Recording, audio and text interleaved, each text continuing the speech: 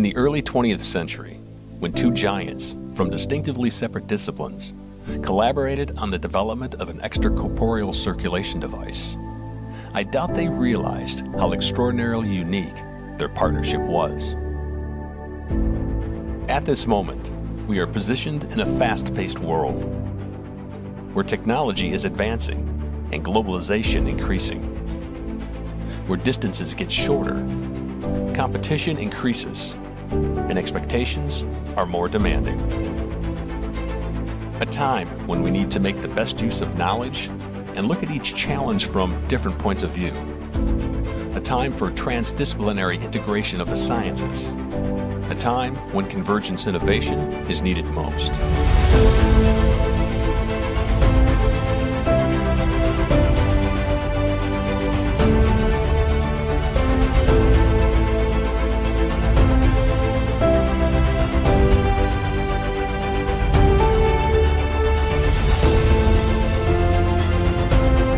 Innovative leaders are curiously optimistic as they dare to take risks. And when leaders work together, the capacity to innovate increases exponentially. The world's most complex problems require convergence innovation. Through this approach, we have the ability to live longer, foster a better quality of life, and preserve this tiny rock we call Earth. It's why we are here, for the benefit of all.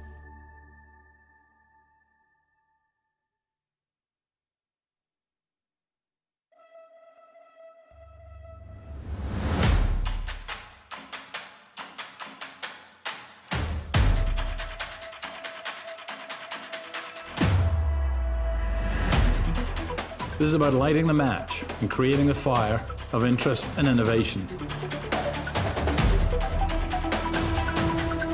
It's a meeting of the curious. This is a platform by which we can get together to share ideas and to share concepts. And the solution really is the other person's toolkit, making your knowledge transfer between industries, energy, aerospace, and medicine.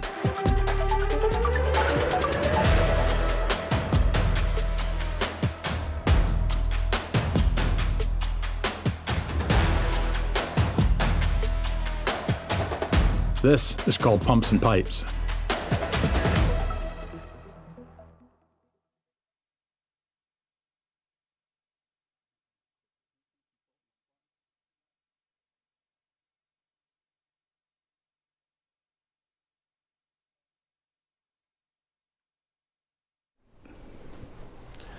Well, good morning.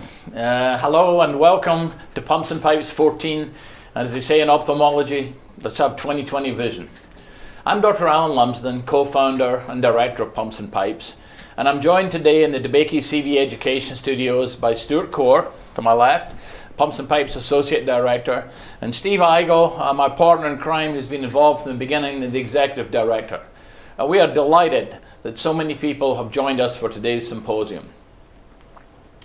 So when we started planning this event, meeting virtually was not something we envisaged. Only a year ago, we were over in the Jones Business School at Rice, all interacting and mingling together.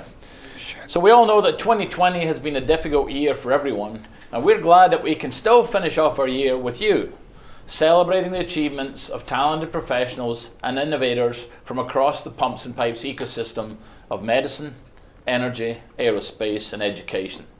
And we look forward to exciting opportunities and challenges that we see on the horizon. So before we start the symposium itself, I'd like to say a few words about how 2020 has impacted our Pumps and Pipes, medicine, energy, aerospace, and STEAM learning industries, our institutions and communities. Well, in the medical world, 2020 in my lifetime has been something like never before, dominated, of course, by COVID-19. Although we've all suffered great losses, I'm inspired by how the medical and scientific communities have risen to this challenge, and progressive clinical symptoms of the viral infection were identified. Treatments evolved rapidly, progressing from anecdotal observations to randomized clinical trials. The entire hospital In particular, ICU staff faced and overcame personal protective and vital equipment shortages. Telemedicine was fast-tracked into the healthcare workflow. We went from 70 a day to nearly 4,000 to 5,000 a day. Innovations came to fruition at lightning speed. 3D printers operating around the clock. Solutions advanced from student bedrooms to college labs to cross-industry facilities to hospital machine shops and training facilities. And later on today, you're going to hear a little bit more about those accomplishments. What you're looking at in that slide is the creation of a box for intubating patients and trying to protect the healthcare workers basically all at the same time. So it's been a year of challenge and opportunity also for our energy colleagues in the energy sector, as the need to transition to cleaner energy becomes more and more urgent. Houston, we believe, is again uniquely positioned to become the clean energy capital of the world. On April 22nd, the City of Houston enacted a climate action plan to reduce greenhouse gas emissions, meet the Paris Agreement carbon neutrality goals, and lead the global energy transition. You can learn more about the city's action plan at their expo booth and their afternoon session here at Pumps and Pipes in the virtual exhibit hall. We also have sessions and booths by 3 Houston-based clean energy leaders, Greentown Labs, Halliburton Labs, and the ION, who will be discussing about research and business opportunities in clean energy. We look forward to exploring ways that our Pumps and Pipes community can get involved in clean energy initiatives. You'll also hear from Pumps and Pipes Norway. They're leading the charge in the energy transition. In fact, we've partnered with the Norwegian Consulate General here in Houston so that today's event actually kicks off Norwegian Energy Week, which you can find at norwayandhouston.com. Finally, Pumps and Pipes wishes to increase awareness of and interest in the Earthshot Prize. It's a British initiative. Stuart will tell you about that shortly. Well, to say the least, it's been an exciting year for the aerospace industry. On May 30th, NASA began its commercial human crewed missions with a successful launch of 2 astronauts on board a SpaceX Dragon capsule. On July 30th, the Mars 2020 Perseverance rover was launched. It came equipped for the first time with a helicopter named Ingenuity for reconnaissance flights. On October 20th, after traveling 212 million miles to the asteroid Bennu, the OSIRIS-REx spacecraft successfully performed a touch-and-go collection of rocks and dust samples that will be returned to Earth. And finally, just last month, a night launch of SpaceX capsule sent a full crew of 4 astronauts to the International Space Station. Now with that, I'm now going to turn this over to Steve to cover 2020 STEAM learning activities. Steve. Thank you, Dr. Lumsden. In February, we held 2 in-person STEAM learning events with the ION Houston. Over 4 days, student teams from 5 Houston ISD high schools built, tested, and competed in the Chemi Car, Tour de Iodine, and Trebuchet Challenge. During the spring, students took on an innovation product design challenge and met virtually with mentors and sponsors. On July 29th and 30th, 9 teams presented their ideas during a live product design showcase webcast to a panel of judges. As the school year started in September, we began focusing on content that would supplement students' online classroom activities and broadcast a new STEAM Learning Lunch and Learn webinar on carbon mitigation by nature, featuring professors from Rice University and the Tidal Watch team from Chavez High School.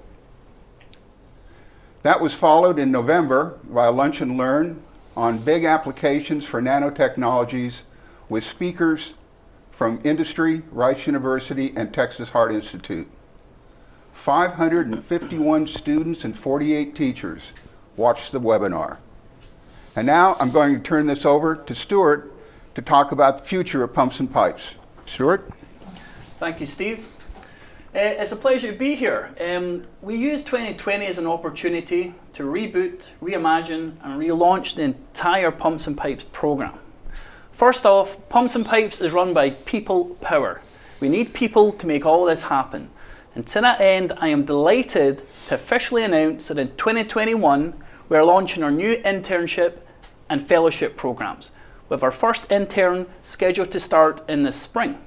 So please sign up to our newsletter in the Pumps and Pipes Expo booth to receive more information of this, or send your CV, resume, interest to info@pumpsandpipes.com. Now, by far, our biggest and most important change in 2020 was to pivot from innovation activities in the more traditional oil and gas sector to focus on renewable, clean and sustainable energy methods. I guess another way of looking at it is we're focusing more on pumping electrons rather than pumping oil and gas. To enhance our mission and outreach, we're establishing collaborations with new Houston transition energy initiatives such as Greentown Labs, Halliburton Labs, the City of Houston Climate Action Plan, and the Rice Alliance Clean Energy Accelerator, whom you will hear more about later in the morning program and afternoon sessions. So, to help maintain a proactive approach at creating specific Pumps and Pipes products, I'm also delighted to officially announce that we have launched the Pumps and Pipes Incubator, a program which takes concepts into reality. To give a sneak peek, we have 4 projects currently in execution with our mechanical and bioengineering collaborators at Texas A&M University. Perhaps the most creative and ambitious project is the Texas Monroe. Now, I absolutely love Houston, but being Scottish, there's one big thing I miss: being able to go outside and take a walk up a mountain. So that got us thinking, what if we could build a mountain? Further, what if we could build this mountain out of recyclable materials such as plastics, paper, tin cans, concrete, thus reducing environmental impacts while making something useful? I know what you're saying, this may sound completely absurd thinking of it, but if you think of it in the context of the NASA Apollo program in the 60s, when end goal being the moon landing, anything is possible with a uniquely Houston approach. Finally, we are integrating activities within the newly established Earthshot Prize. Now again, this is a British global prize for the environment designed to incentivize change and help to repair our planet over the next 10 years. And again, taking inspiration from President John F. Kennedy's moonshot, which united millions of people around an organization goal to put man on the moon and catalyze the development of new technology in the 1960s, the Earthshot Prize is centered around 5 Earthshots. Simple but ambitious goals for our planet, which if achieved by 2030 will improve life for us all for generations to come. So before we move on to the next session and hear all about our exciting updates from our Norwegian partners, we'd like to share with you a video of the Earthshot Prize.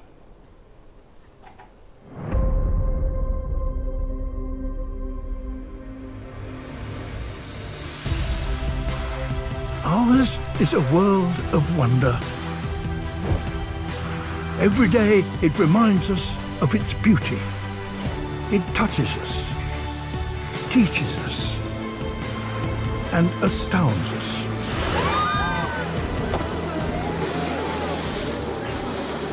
But it also warns us that what we throw away does not go away.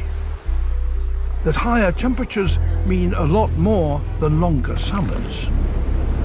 That we can no longer take life as we know it for granted.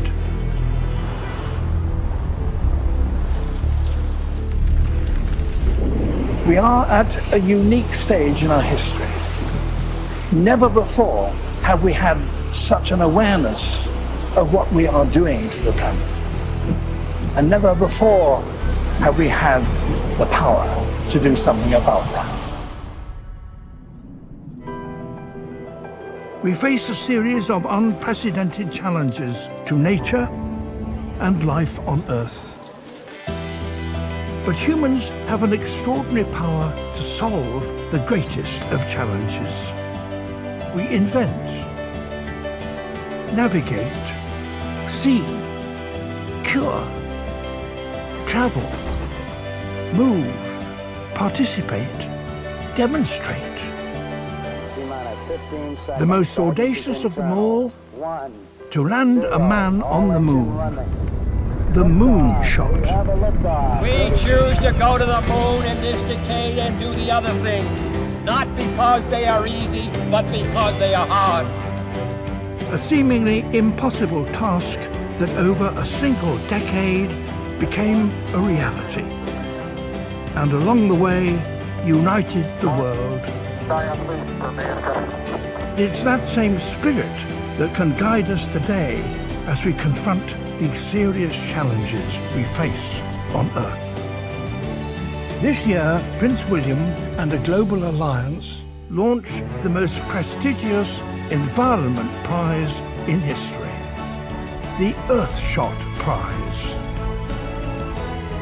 A global prize designed to motivate and inspire a new generation of thinkers, leaders and dreamers to think differently.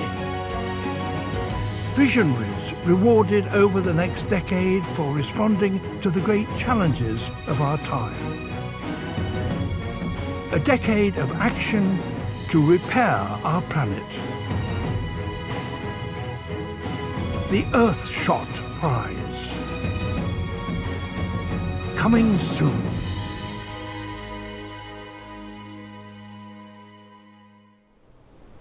Right, well, I hope that inspired you. You know, it's 2020, guys. We've got 10 years to make this happen, so let's knock this one off, yeah? So before I introduce our first speaker, I just want to give you a brief introduction to the Hopin platform. It's so new, many of you might not have used it before. We want to make sure you have a quick orientation on it.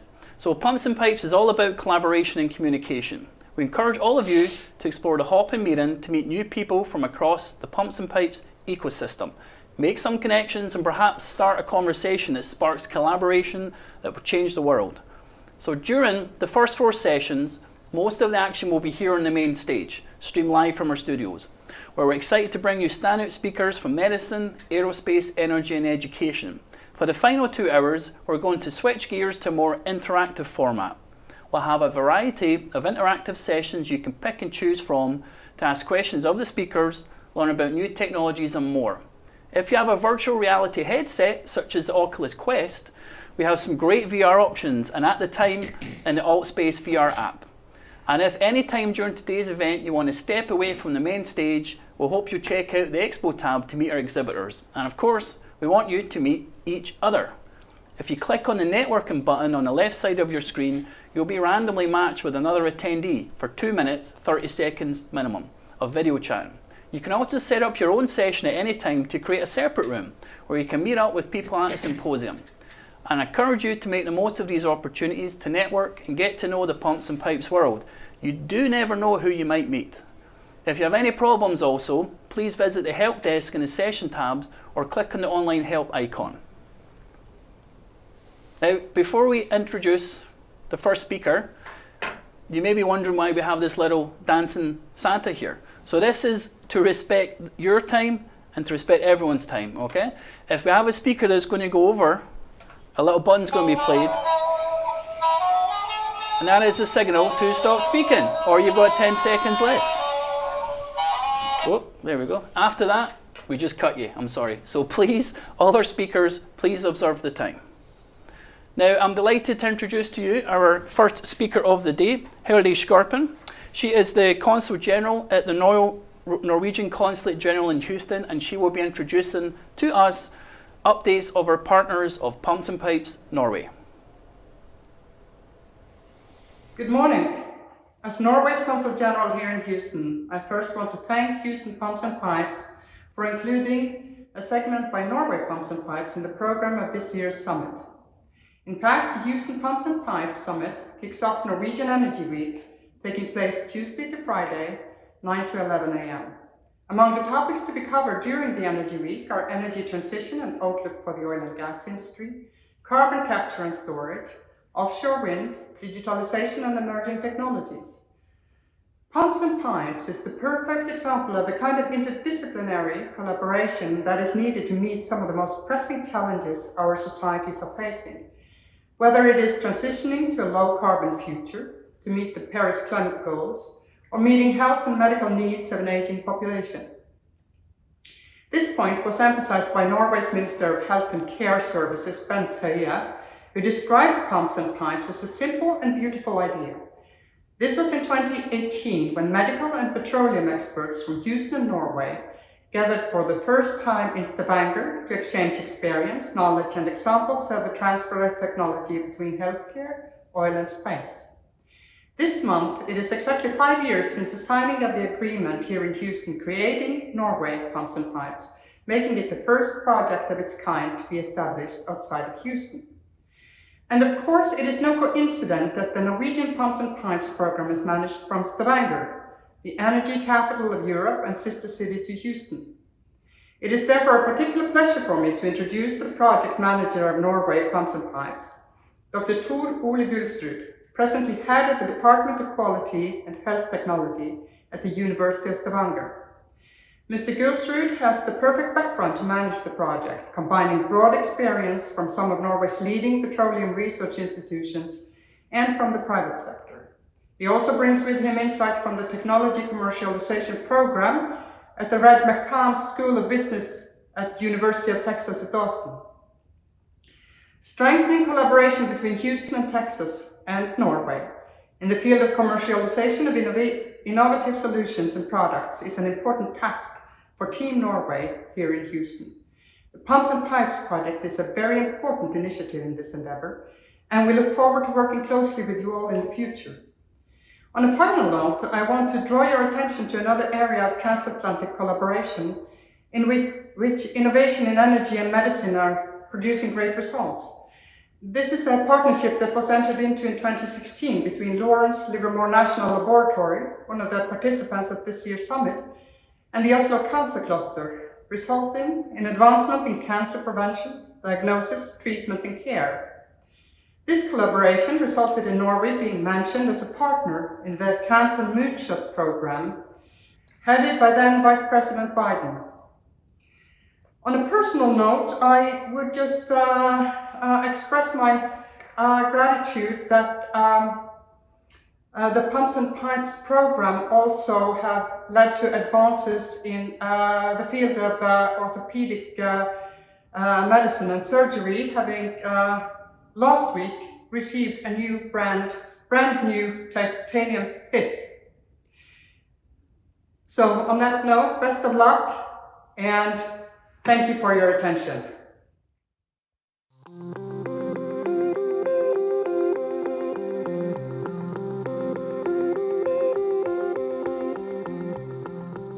Welcome to Norway Pumps and Pipes. We are now in the locations of Health Campus Stavanger, an innovation lab for the medical sector, for the energy sector and for academia. Since 2016, Norway Pumps and Pipes has been an arena for transfer of competence, knowledge and technology between the oil and gas sector and the health sector. In 2016, we received funding from the Ministry of Health and Care Services, and some of that fundings were applied to support pre-projects. We initiated 8 pre-projects within the Pumps and Pipes umbrella. And I'm very excited to tell you about one of these projects. It's called Tidewave. It's a mattress for rotation of patients that are not able to move themselves. Bed sores is an increasing problem globally. Why is Tidewave a Pumps and Pipes project? When they started to develop the mattress and the rotational module, they didn't have any knowledge about using pressure within automated pressure steering. So they went to the oil and gas industry in this region and they got help to develop the automated pressure unit. So this is why Tidewave is a Pumps and Pipes project. They applied competence and technology from the oil and gas industry into their product. We started this company based on an idea from one of the founders' granddad, which was a technology developed in the 80s that was first developed for the oil industry. But in the 1980s, the founder of that technology flipped it around and made it into a mattress. And that was the basis for our idea.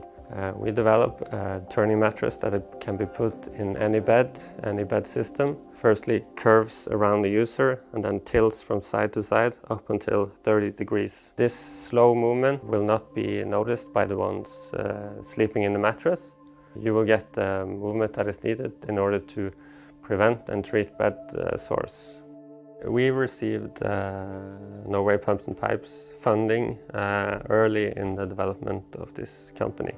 And it has been crucial in order to early focus on the technology and find out what can we take with us further and what do we need to develop further. As of 2020, we have now finished the development of the product. We have for 2.5 years done pilot testing of the product in collaboration with municipalities here in Norway.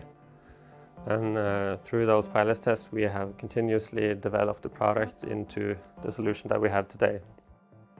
So let me show you this brand new innovation lab, Health Campus Stavanger, which will be the home for Norway Pumps and Pipes.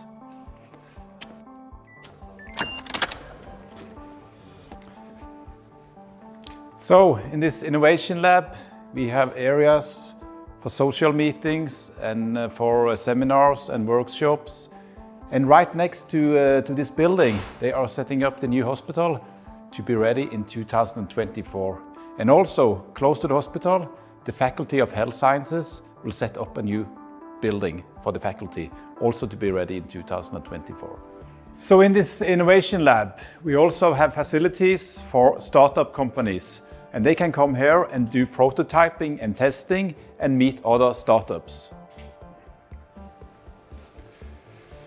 The new hospital is setting up 2 patients' rooms, which can be used for testing and evaluation of new equipment to be used in the hospital. So now we're back again in the simulation lab for the paramedics. Next, I will take you a few miles further south to a research and education center called SEARCH. SEARCH is an important part of our infrastructure. Marianne Oropesa-Mo is my name. I am the CEO of the SEARCH Center, which is a collaboration between the Norwegian University of Life Sciences, the University of Stavanger, and the Stavanger University Hospital. We have a main idea and approach to what the center should offer, which is a multidisciplinary approach to research questions. Here you see the setup for an ophthalmologist wet lab course, where we use material from the abattoir and offer state-of-the-art courses for specialists within ophthalmology. We can offer practical training in suture techniques. We have acute medicine courses for health personnel, where we use, as you can see, mannequins lying on one table, and we have a live model at the neighboring table. And the animal model that we use mainly at SEARCH is the porcine model, or the pig model, mainly because it shows large similarities, both physiologically and anatomically, to the human body. Here you see a 3D printed model of the larynx with a piece of porcine skin over it. Hello everyone, my name is Nils Petter Ovland. I'm the medical director here at the SEARCH Center. I'm an anesthesiologist and a researcher here in Stavanger.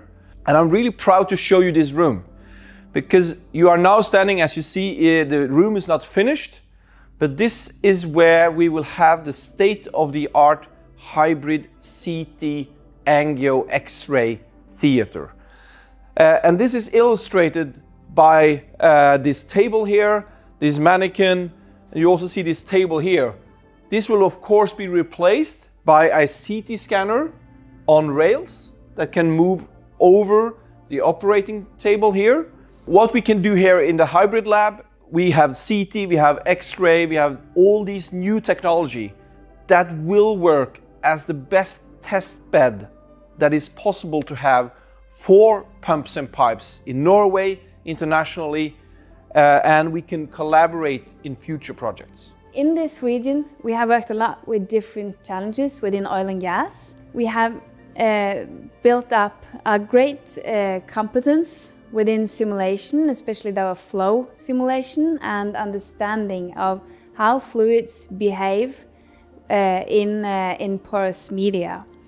Working with pumps and pipes, it was clearly a great match between some of these researchers and some other medical doctors.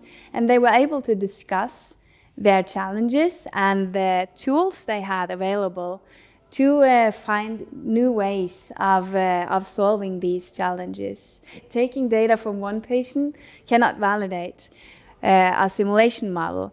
So we decided to build up a synthetic flow system that could help us in validating the computational models, where you can simulate a pulsative flow and you can change the rate and etc. The system consists of an advanced pump that can simulate pulsative flow, which is important when you're doing simulations of human blood flow, of course. And we have a setup where it's based on the large arteries of a grown-up man. We have extracted the geometry of these arteries and made a model of this based on silicon tubes. So this gives us a more realistic model than just ordinary, simple, flat plastic tubes. I hope that you have enjoyed this video and that you have got some insights into Norway Pumps and Pipes activities in the Stavanger region in Norway. And for the future, I hope that we can continue our collaboration so that we can solve the challenges of the future together. Thank you.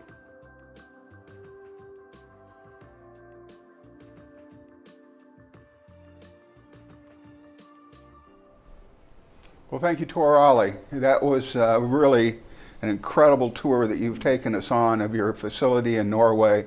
It's so encouraging to see the progress that has been made and the groundwork that Dr. Lumsden laid over a number of years ago that really set the course for Norway Pumps and Pipes. Thank you, and continue the good work. It is now my pleasure to introduce Dr. David Horsup, the moderator of the energy session. David is Vice President of Champion X's External Technology and Strategy Group. He is passionate about driving innovation, connecting the dots between disparate industries to solve the toughest challenges facing the energy sector. David has served in various upstream and downstream technology leadership positions during his 28 years in the oil and gas industry. I'm pleased to say that he has served on the Pumps and Pipes Advisory Board since 2014. David, the floor is yours. Great, thanks Steve. Can you hear me okay? Yes. Great, excellent. Well, welcome everybody. Welcome to the energy session here. And as Dr. Lumsden said right at the start, it certainly has been quite a dramatic year. Certainly the pandemic has had a huge impact on energy demand globally and subsequently also to energy pricing. And despite these challenges, however, what I've been really encouraged to see is the pace at which our industry is changing and really driving towards much more sustainable energy production and really accelerating the transition to renewable forms of energy.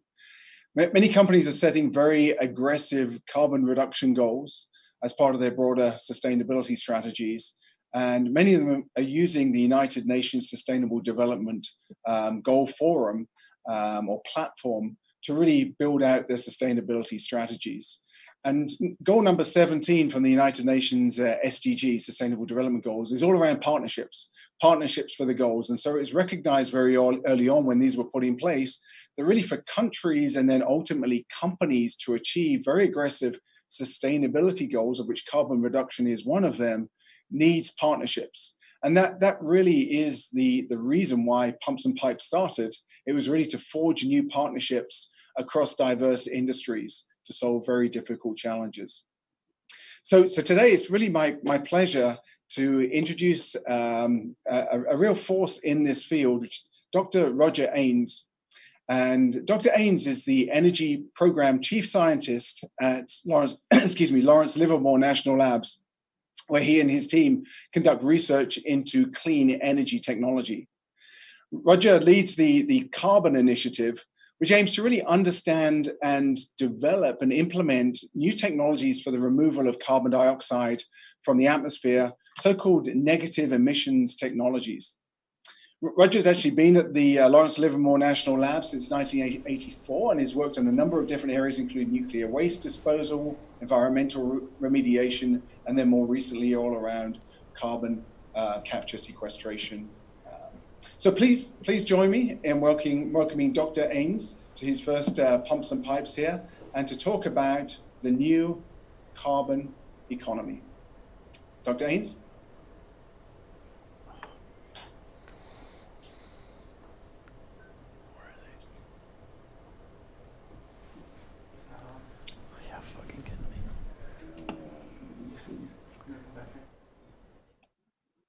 Come back here. We're going to go to Julie's on.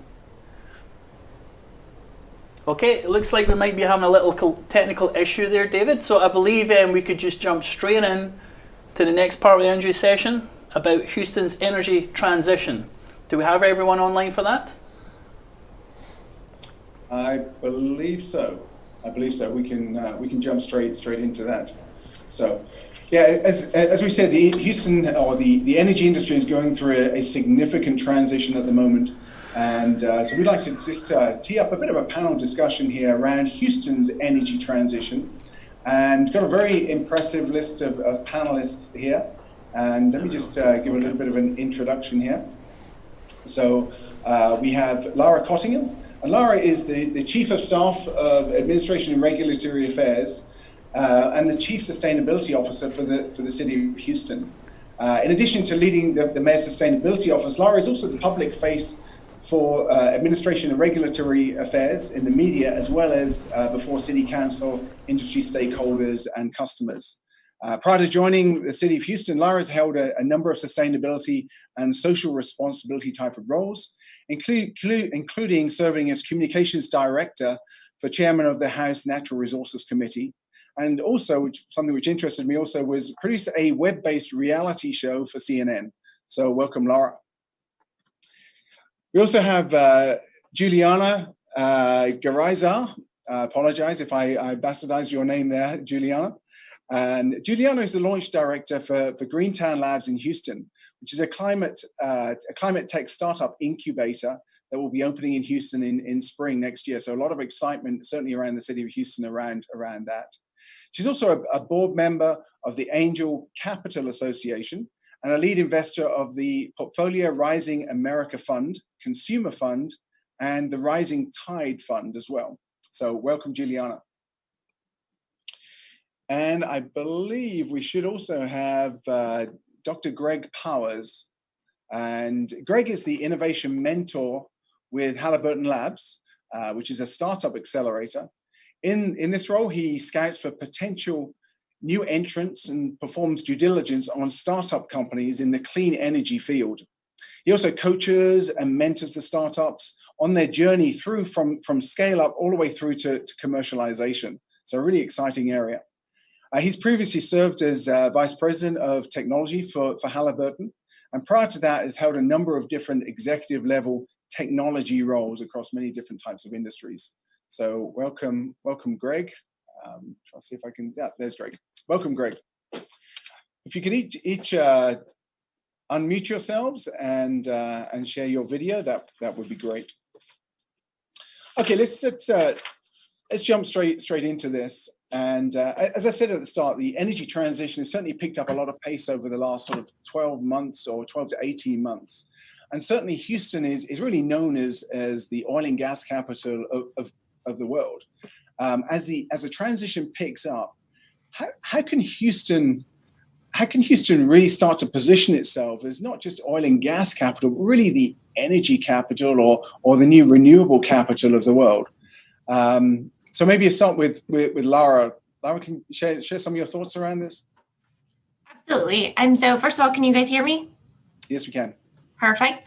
And thank you so much for the opportunity to join you guys this morning and to talk about how Houston, the proud energy capital of the world, can take on this challenge of leading a global energy transition. And that is something that my team has been working on for the past really 3 years here in the city of Houston under Mayor Sylvester Turner.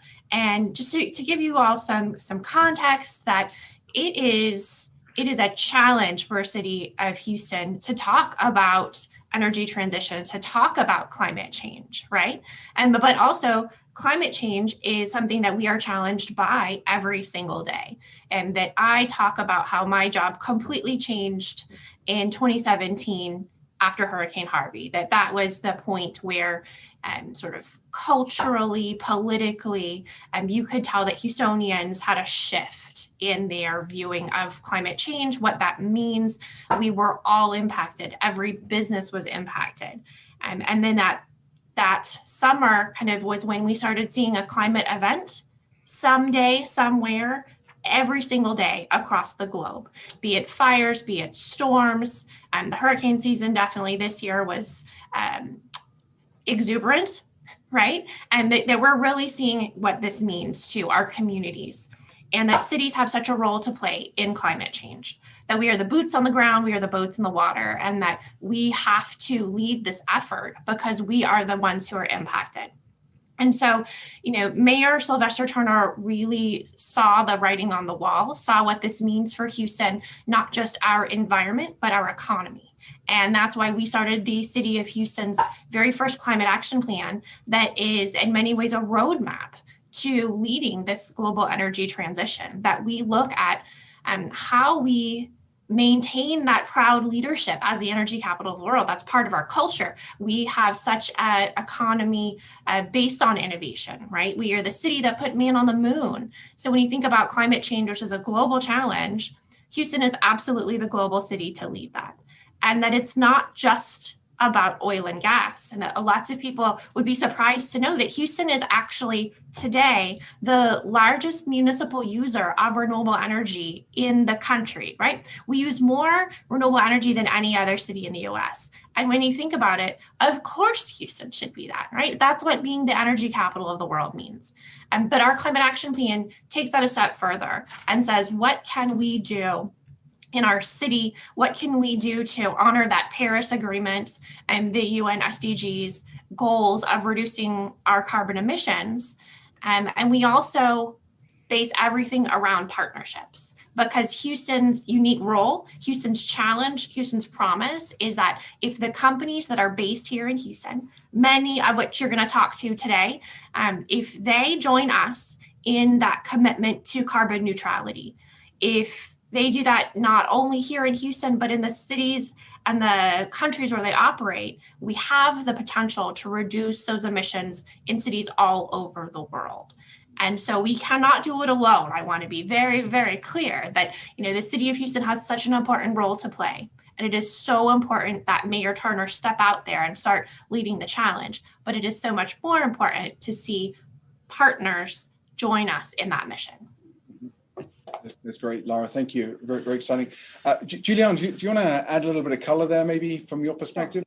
Yeah, so Greentown Labs in Boston, has been fighting climate change with its technologies for almost 10 years. So when a couple of years ago, there was a discussion about potentially expanding into Houston, there were kind of mixed feelings, Some people thought like, are we going to go and go to where the people are creating most of the problems for climate change. And everything kind of shifted, when our CEO came to Houston and realized that there was a huge clean tech community. She came last year to Sarah Week, and in 2 days, they decided to organize an energy bar, which is our networking event. And with 2-day notice, 100 entrepreneurs showed up. So the community is here.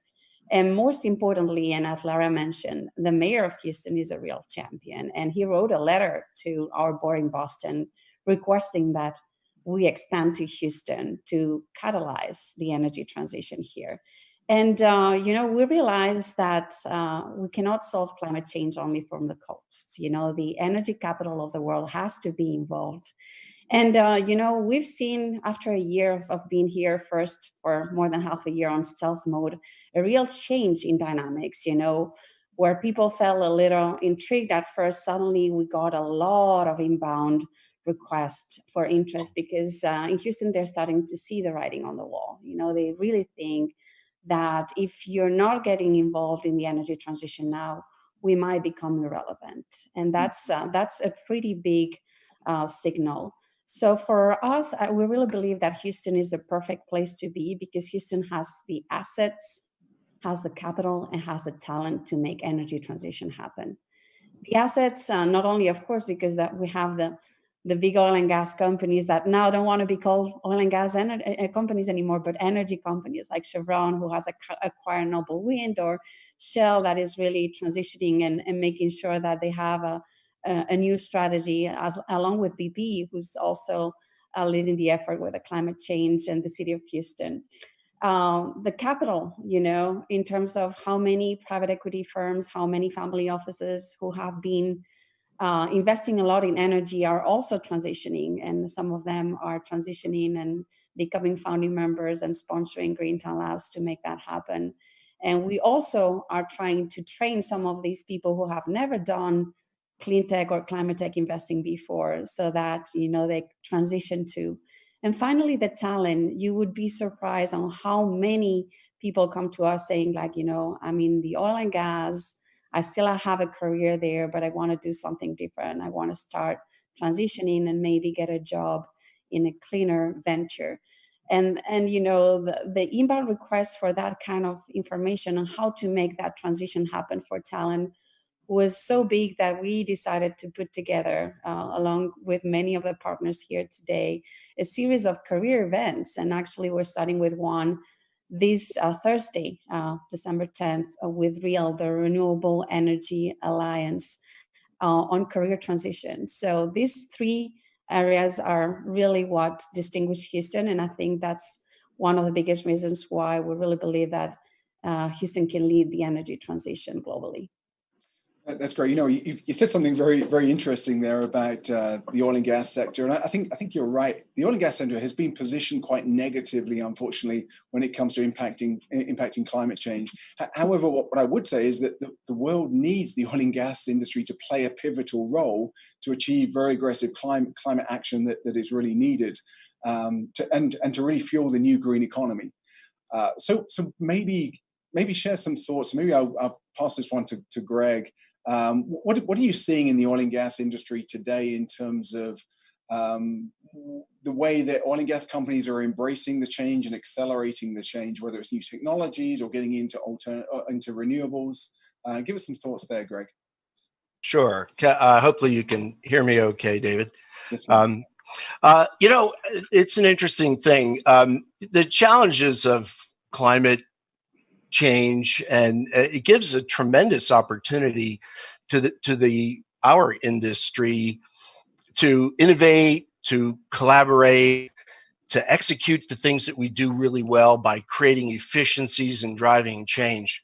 And at Halliburton Labs, this whole notion reflects our commitment to the science, to the continued evolution of sustainable, affordable, reliable energy. So we firmly believe that oil and gas is going to be around for a long time. It is reliable and it's affordable, but at the same time, society's changing. We recognize the importance of developing alternative energy sources, and we're excited to help advance the solutions that have potential for very long-term, meaningful impact and that align with our sustainability objectives. And I think you hear us all in the oil and gas industry say the same thing a little bit different way.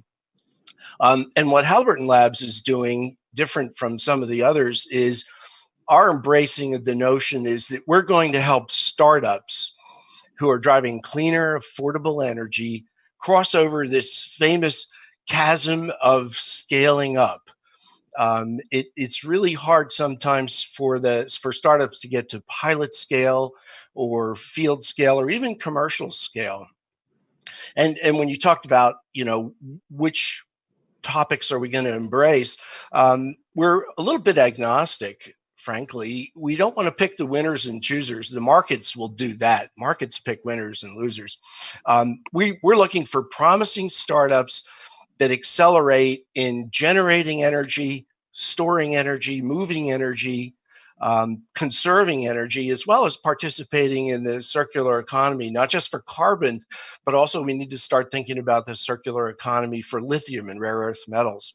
So our belief is that the startups that win will help define the new energy economy. And our mission at Halliburton is help the startups get across that valley of death of scaling up.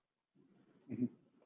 No, that's good. It's interesting. There's obviously there's a huge focus around renewables and new technology. I think obviously oil and gas is going to be around for many years, not only as an energy source, but also as a critical raw material source.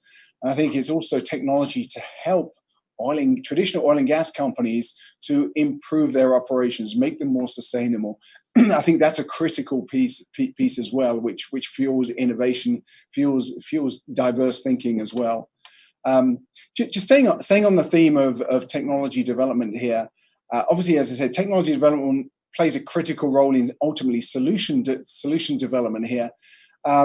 Maybe Juliana first, and then maybe Greg adds some thoughts, and Lara as well, in terms of what you're seeing in terms of Houston's technology base, the attraction of VC funding into Houston around the incubators and accelerators, and how corporations and individuals can actually get involved in getting engaged with the ecosystem that's forming here.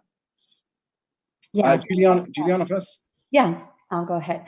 So there's always a lot of conversations around the lack of VC capital in Houston, and the fact that that this might be hindering a little bit our innovation ecosystem. And I think it's true that while we don't have a lot of VC money, I don't think the VC industry has been any way tackling climate change at all. And when you ask the VC people in Silicon Valley, hey, why haven't you tackled these problems? They would be very honest, and they would say well, because we make money elsewhere very easily. So normally solutions that are tackling climate change are more like in the hardware side. Of course, there's software too, and machine learning and IoT. But in general, the path for these companies is not that clear from VC to IPO as many of the software companies or many of the companies that Silicon Valley likes. So I think in Houston, what we have is the opportunity to create a new model, and this new model happens to go through big corporations. And I think that's what's happening. A lot of the big corporations are seeing the writing on the wall. You have Amazon, you have Microsoft, you have companies like Unilever and Nestle putting very big climate pledges there about becoming carbon neutral or carbon negative, and also putting, the Billion Pledge Fund or many other instruments for investing out there. And they're a little bit taking the role of the VCs. So I think the role of accelerators and incubators like Halliburton Labs or Greentown Labs and many others is to engage with those corporations and make the path of these startups, the path from the startup to the big corporation, smoother, faster, and more efficient. And there's a lot of startups there that don't know how to talk the big corporation language. It's very difficult to lead with them. And for the corporations, the same thing. They're starting to realize that either they develop these technologies and these solutions to tackle climate change internally, or they can go ahead and ask the help of accelerators and incubators and externalize some of these acquisitions of technology. And that's a little bit what's been happening with Greentown Labs over 10 years. At the beginning, we had corporations that started sponsoring us, getting to know us, and then little by little, they got more engaged in our startups. And by, 3-4 years ago, we started actually creating specific acceleration programs for them. So instead of having accelerations like, Mass Challenge or Techstars or Y Combinator that have cohorts of companies that are trying to see how to collaborate with corporations, the corporations are doing this reverse pitching where, we help them frame a challenge that they need to solve, a new technology or something that they want to innovate in. And once we've put together an RFP, we go globally and search for the companies that are already tackling those problems. And then for 6 to 8 months, we actually try to work with these companies and the corporation and try to make things happen. And in many cases, it's not only about investment. In many cases, a success story can be a pilot, research, collaboration, a joint venture to an outright acquisition. So the model is changing a little bit, but I really believe that Houston is very well adapted for it because we are the place where most pilots can happen, where most of the clients and customers for these companies that are trying to solve climate change are. So I think we have a lot of advantages. That's good. Thanks, Juliana. Greg, do you want to jump in as well? Well, it's hard to follow an answer like that. Juliana really gave a great answer. But a couple things I think are worth reiterating. One, she's spot on. This is new territory for the venture capitalists because software flips in a couple of years, and energy is fundamentally going to be driven by hardware. There will be a lot of software that comes along, but it's not going to flip the way software companies have traditionally flipped, writing an app or even just Google or Facebook or Twitter. The energy industry is capital intensive. And so it's going to be slower. I firmly believe the returns are going to be there for the venture firms. The returns are going to be there for the startups, but it's going to require sort of a mindset shift of patience, how long it takes, how much money it takes to create a new energy ecosystem. And it's going to require the expertise of companies like mine and many others like the company I'm in, who've spent their whole lives learning how to do capital efficiently, safely, reliably, globally, with all the efficiency, operational efficiency, as well as installation efficiency. And so I think it's a perfect match for a new energy ecosystem to be evolving around Houston, because we have all of those ingredients. The venture is coming. We see it now. It's happening in front of us, and the expertise is here. And what we're trying to do at Halliburton Labs is take the corporate expertise and apply it to these startups to make them successful in fields that they don't really understand. They understand their invention, but not the notion of how do you scale this up and how do you manage the capital that's required to do that, and how do you deliver your product either nationally or globally. So we're a perfect fit for all those ingredients, and you're simply just watching the beginning of it right now. And I think, David, you asked how can other companies join it? Well, there's so much going on in Houston. Call me, call Juliana, call Joey Sanchez at Greater Houston, call Lara. Any of us can get you into the ecosystem. The ecosystem really wants the membership to grow and flourish. So it's an amazing time. It is, Greg. Yeah, I know. I think we do have Roger on the line now, I believe. And so let's do one last question, and then we'll transition back to Roger's presentation. The last question is somewhat nebulous here. It's around the cultural change that needs to happen. And maybe we start with Lara first, and then we go to Roger on this one.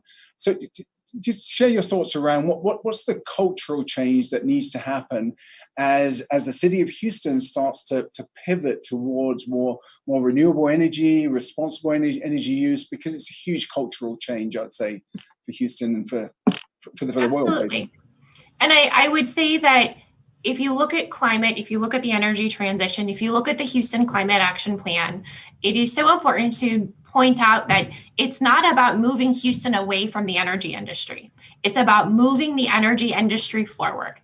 And so in a lot of ways, that cultural shift is already happening. I think you heard Juliana, you heard Greg talk about this, that the wheels are in motion, right? It's definitely a shift in mindset from thinking that we are an oil and gas town, but this has been happening for a long time, right? And so it is so amazing to see that the energy sector is getting involved. But the Climate Action Plan also talks about what every single one of us can do on our own, right? Because there's a role for everyone, if you are a middle school student or a multinational corporation and everything in between. And so there are a lot of behavioral shifts that would have to happen about things that we think about, not necessarily tied to the energy industry, but tied to our day-to-day lives, right? Thinking about transportation. Half of Houston's emissions come from our transportation sector. And so we can look at alternative fuels. We can look at the electrification of everything. I love that talking about hydrogen is such an exciting topic in Houston right now, right? That is such potential, not just here, but again, globally. But also we're looking at things like sidewalks, right? That the pandemic has shown us that people are just itching to go outside and they want to be in parks and they want to be on their bikes, and we need more infrastructure. So there are individual things that you and I can do, but then there's also this shift within the energy industry that I think is already happening. Yeah, totally agree. Roger, maybe your thoughts on the cultural change that needs to happen here.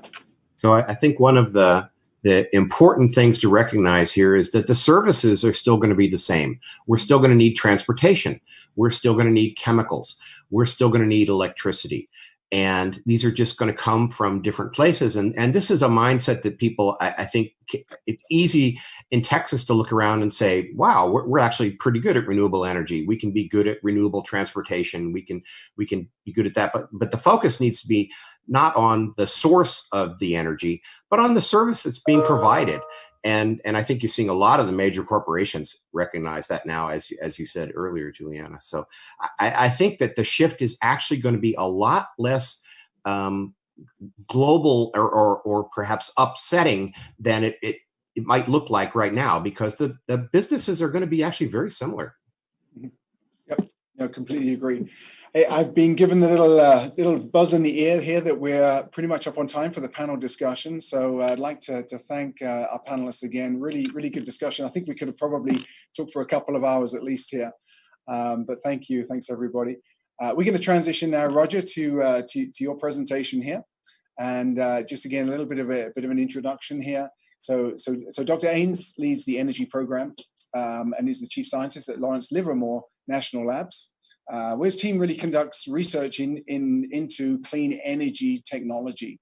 And Roger leads the Carbon Initiative, which really aims to understand and develop and implement new technologies for the removal of CO2 from the atmosphere and so-called negative emissions technologies. So I'm going to transition over to you, Roger, if you can grab the ball here, and you can talk us through the new carbon economy. Okay. Thank you very much, David. I'll go ahead and start sharing screen, which, as you all know, is the most exciting part of any Zoom presentation. Figuring that out.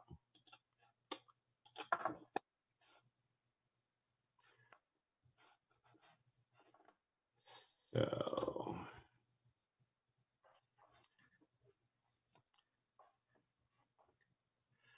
all right. How are we doing on that now?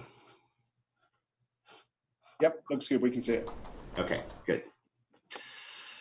So I'm going to talk about sort of what the elements are of the economy that we were just discussing in the panel. And we are often used to thinking about this as an energy economy, but I'm going to talk about it in terms of the carbon economy, because that's the problem that is. We have plenty of energy. Energy is cheap. It's carbon that is the problem. And the new sensibility around carbon is zero. For decades, we've talked about reducing our carbon emissions, reducing our pollution, getting more energy efficient. Well, we now recognize that that's not good enough. And a number of entities have now pledged to get to zero. And I think that's the new target that any proactive actor in this region, in this area, is going to try to get to. And we see that nations, states in the United States, and an enormous number of businesses have now pledged to get to zero, including businesses in the oil and gas industry, businesses in of course, technology. You might think this would be a more European-focused ambition, but it's not. This is a worldwide effort. So what does it mean to get to zero? I'll start with an example of California's ambition here. How does California think about net zero? Well, sometime around the middle of the century, we're still going to have emissions. There's still going to be transportation. There's still going to be cars running on gasoline. There's still going to be industry that is emitting carbon. Unfortunately, in California, as you're probably aware, our natural and working lands are emitting carbon, not only from agriculture, but when we burn them, unfortunately. Well, those remaining emissions are going to have to be balanced by removals of CO2 from the atmosphere, either through carbon capture, through direct air capture, or through increasing the absorption of CO2 by our natural land. So when we say net zero, we say emissions equals subtractions. It's just simple math. But the end goal is to make sure that what's in the atmosphere doesn't change, or better yet, what's in the atmosphere decreases. That's the goal, is to actually be net negative. So what does that mean for the economy? How is that going to change the way that we do business? And what are the new activities in the context of pumps and pipes? What are the new things that are going to need to be done? Well, a big thing is going to be, we're going to have to either recycle or store any carbon dioxide that we produce in the process of transportation or chemicals production or anything like that. So what does that mean? Well, recycling is going to be a really important part of the Houston economy in the future. And when I say recycling, I mean turning carbon dioxide into products. Today, we use oil to make carpet, the carpet that most of you are sitting on right now. But there's no reason we need to do that. We can use carbon dioxide directly as the carbon source, and the electricity that we now produce in enormously cheap quantities. You can enter into a long-term contract for electricity, from wind-powered electricity from Oklahoma, for about a penny a kilowatt hour. And so electricity cost is no longer a factor in doing things like this. We can expect to do them quite cheaply. So we can convert CO2 into carpet if we want to. And so that's going to be a big change. One of the reasons we use petroleum products today is just because they're waste products from fuel. But in the future, we're going to be recycling our CO2 to make those products. But a really important part of the story is going to be that after we use CO2, it's going to have to go back underground. We can't continue to put it in the atmosphere when we're done with it. What do we mean by underground storage? What do we mean by permanent underground storage? Well, there's some good news here. When you put carbon dioxide under pressure, when you put it more than 3,000 feet deep in the earth, it's very much like oil. It converts into a liquid, and its properties are very similar to oil. It has about the same viscosity. It has about the same density. If you put it into a rock that held oil, that rock will hold CO2. And of course, there are many rocks that are capable of holding oil that don't have it today. We're all familiar with the dry holes. But the point is, there are many places where the rocks will hold CO2 safely for millions of years. And of course, oil might leak out from 3,000 feet deep, but in fact, our experience has been it's really hard to get oil out from 3,000 feet deep, and it'll be hard to get the CO2 out as well. It doesn't mean it isn't an important thing to pay attention to. But importantly, the technology and the people and the jobs that are required to do this are exactly the same. It's the same drillers, it's the same mechanics, it's the same lunch trucks. So this is an important part of the transition, is that as this becomes a new industry, this is going to engage the existing oil industry and the existing people who are doing it. And Texas is very much in the center of this new consideration. I've highlighted here the areas in which carbon dioxide can be realistically stored underground in large amounts in the United States. Well, some in California, we're pretty excited about our opportunities to do it here. Wyoming looks really good. The issue in Wyoming is there aren't many sources of CO2 to put underground there. And then you get to the Gulf Coast, Oklahoma, Texas, and the Gulf Coast. And frankly, talk about the Saudi Arabia's CO2 storage, it's probably bigger than that. There's an enormous amount of capacity to store CO2 there, just like there's an enormous amount of oil there. And the other thing that I'm really excited about, we touched on it briefly in the panel, is the chemical and hydrogen industry. You see all those dots along the Gulf Coast there. That's the Gulf Coast chemical industry. And most of those industries today are taking and cracking or reforming and chemical products and emitting CO2 in the process of doing that. They don't have to. They can capture that CO2, put it underground, nearly right underneath their feet, and end up with net neutral chemical products. Be making that carpet from net neutral carbon dioxide.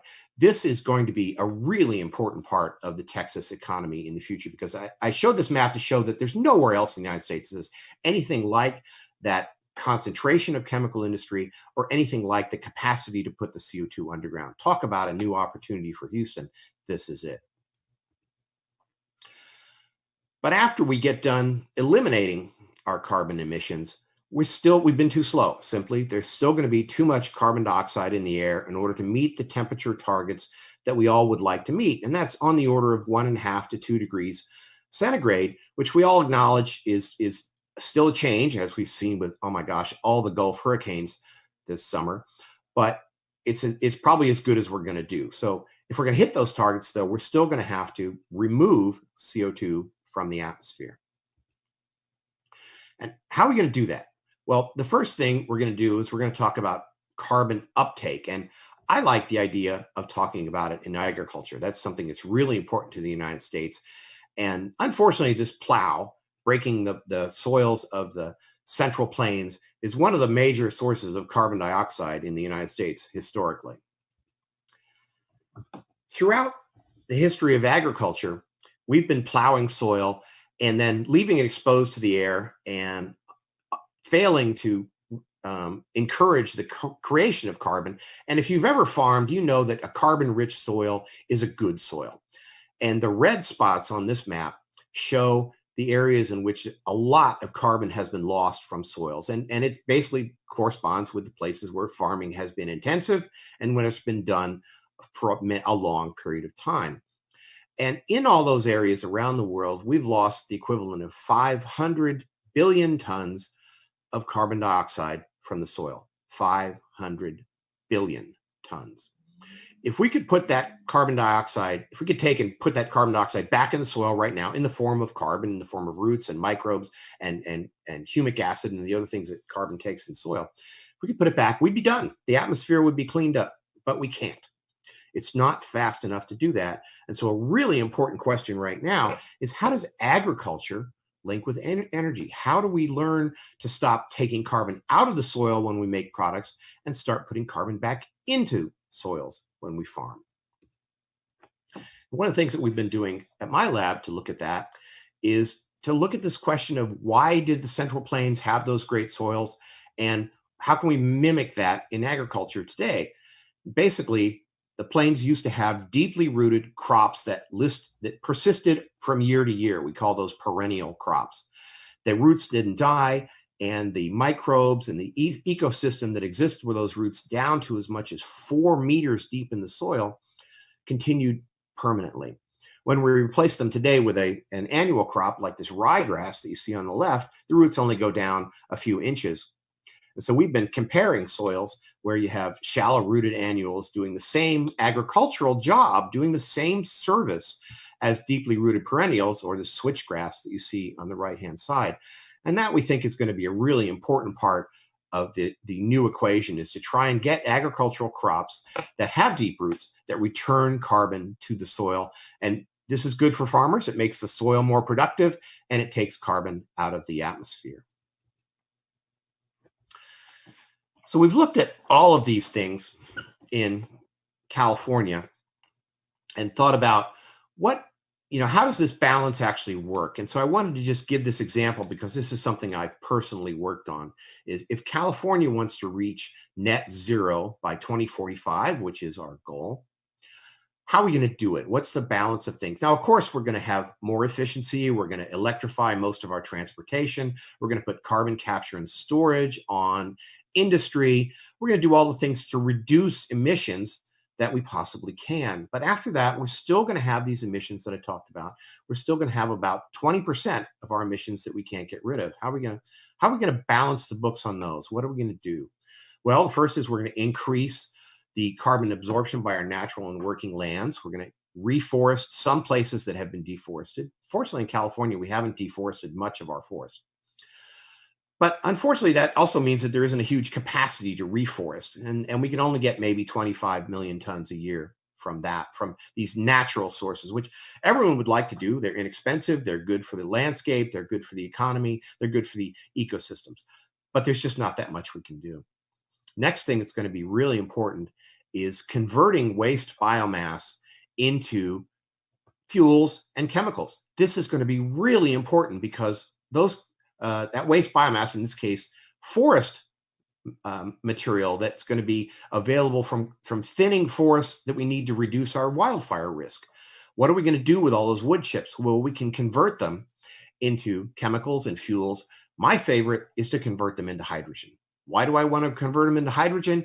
Because you get a valuable product that's good for the new economy, and you get all the carbon, and you can put that carbon back underground. So you're effectively transferring CO2 from the atmosphere to underground through the mediation of plants. And that's a good idea. You're letting the plants do half the work for you. You still won't get everything that way. You're not going to get all the emissions reductions and the removals that you need. And so we're probably still going to need some machines that just remove carbon dioxide from the air, like this one that's operating in Zurich, which simply uses chemical absorption and heat to remove CO2 from the air. And it's expensive today, so we don't want to do any more of that than we need to, but we also want to keep making it cheaper because it's a pretty attractive concept. That's just, if the problem is there's too much CO2 in the air, let's use a machine to remove it. But where are we going to get the energy to do that? That's an issue. That's a lot of energy. And it turns out that heat is an interesting way to think about this. Sorry. The heat from things like geothermal energy can be very important for removing carbon dioxide from the atmosphere. So that's a new thing that we can start thinking about in terms of combining energy industries with carbon removal industries. So this is a scientific crowd. I want to give you a little view of what's going on worldwide in terms of the things that I've just talked about. The red line is the curve that we've had for overall emissions from everything, not just energy, but also agriculture and these natural lands that we've talked about, and non-greenhouse gases as well as greenhouse gases. So refrigerants and methane, of course, we know about. And they've been increasing. We've now actually flattened out throughout the world, but we need to start decreasing along that red line if we want to get to 2 degrees C. And at some point, we need to actually get below zero. We need to get to the point where we're removing these gases from the atmosphere. In brown, you see all the technology that we have to mitigate those emissions. This is carbon capture. This is increased efficiency. This is use of renewables like solar and wind. And efficiency is a huge part of that, of course. We want to be more efficient in all the things that we do. But unfortunately, the brown doesn't get down to the red line. There's not enough technology. When we use everything that's in the toolbox that we have today, it's not enough to get us there. We still have those residual emissions, the other greenhouse gases, and CO2 that we're still going to be emitting from industries, from probably the gas heater in your house, and from the transportation that hasn't transitioned yet. How are we going to get rid of those emissions and get down to that red line on a global scale? Well, we're going to do these removals that I've been talking about in green. We're going to remove enough CO2 from the atmosphere to make up for the amount that we're still emitting. And of course, this is going to be really important for the transition of those industries, that you don't have to get rid of an industry if you can simply balance the books on its emissions. But let's look at the size of that. That star that you see down there on the green line in 2050 is about 10 billion tons of CO2 removed from the atmosphere per year. 1 billion tons is the weight of all the humans on the earth, and 10 billion tons is roughly twice the size of today's oil industry, worldwide oil industry. So if we want to make these temperature targets, if we want to make this transition that we've been talking about, between now and 2050, we have to create a new industry that removes CO2. Of course, it's going to be a whole bunch of industries and all these different things that I talked about. But we need to have a new group of activities that are twice the size of today's oil industry. It's an enormous undertaking. There's going to be a gigantic amount of investment, as we talked about, and there's going to be a gigantic amount of change in how we think about doing these things. But the overall cost is actually not going to be that surprising. When we've run the costs on what it'll cost to do it in California, we find, those of you who are familiar with carbon, that the cost would be on average about $80 a ton for that negative emissions. And so for the entire world, this green bar, the negative emissions that we need, equal to about 1% of the GDP of the world if we do it at that $80 a ton. A certainly very manageable cost, and one that is going to become a smaller and smaller fraction of the economy as the world's GDP grows over the ensuing 30 years. Well, the important picture here that I want to highlight to all of you is that an enormous number of things need to be done and need to work happily together. I think of it as the big tent.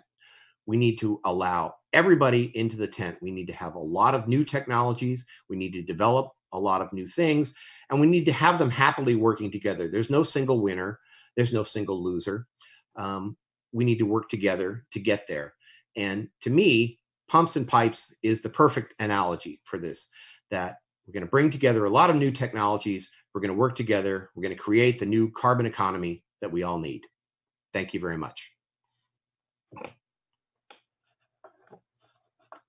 Great, thank you, Roger. That was excellent. Really, really exciting, and you know, I think it's a fantastic journey mankind is on, and certainly the energy industry. I think at this point, I will hand back to Stuart. Stuart, are you there? Okay, thank you very much there. That was absolutely fascinating. Dr. Rains, I really do appreciate that shout out there at the very end. Now, you may be sitting at home thinking, well, what can I do right now? Just look outside at your front lawn, right? The lawn is the largest irrigated crop in the USA, okay? So all that water you're putting on just to grow grass, you could start changing that. You could start planting different grasses, different plants that use less water, that sequester and capture more CO2 out of the environment. So start growing your own food. Okay, so we're going to go to break, and just the final thing I want to say is we are doing shout outs as well, so if you have anything you want to say in the hop-in, please let us know. For example, I'd like to give a hello to Leslie, Mike and Liam, actually in Scotland. They'd like to say hello to everyone. So on that note, we'll go to break. See you at 10 a.m.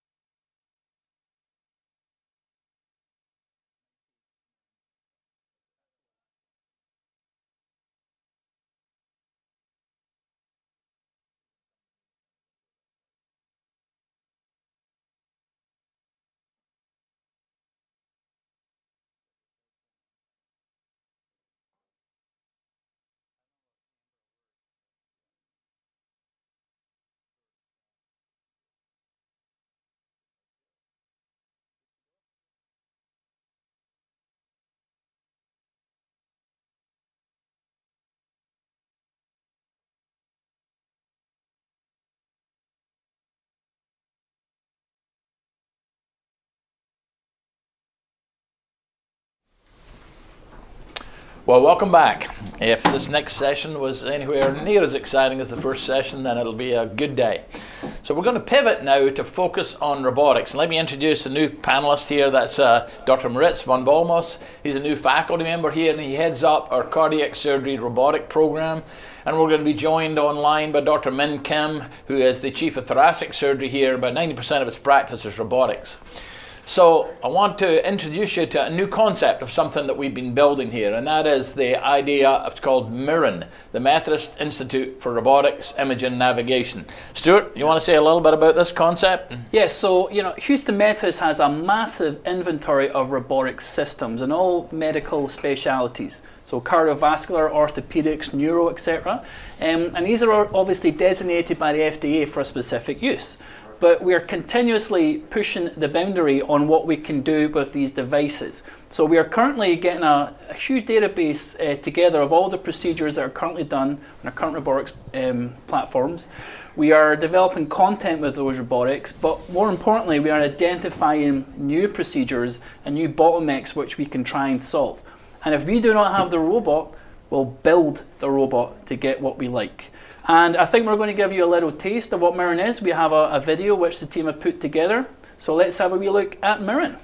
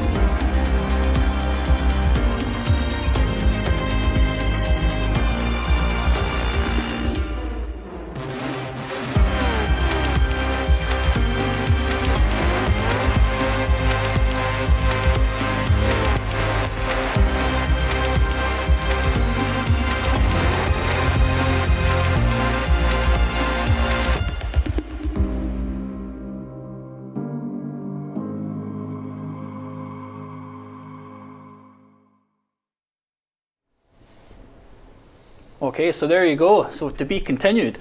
You may be familiar with the DaVinci system. It's by far the most kind of commonplace robotic systems out there, and they're made by Intuitive Surgical. There are other players in that market, such as we have Johnson & Johnson, which are coming out with systems. We have Siemens. We also have Karl Storz, etc. But by far the leading marketplace at the moment is Intuitive Surgical, and that's why we're kind of focused a little bit more on the DaVinci systems at the moment. And to that end, I'm really delighted that we have the Vice President and Chief Medical Officer of Intuitive Surgical, Dr. Jamie Wong, has given us a video. If you'd like to listen to that, let's go ahead.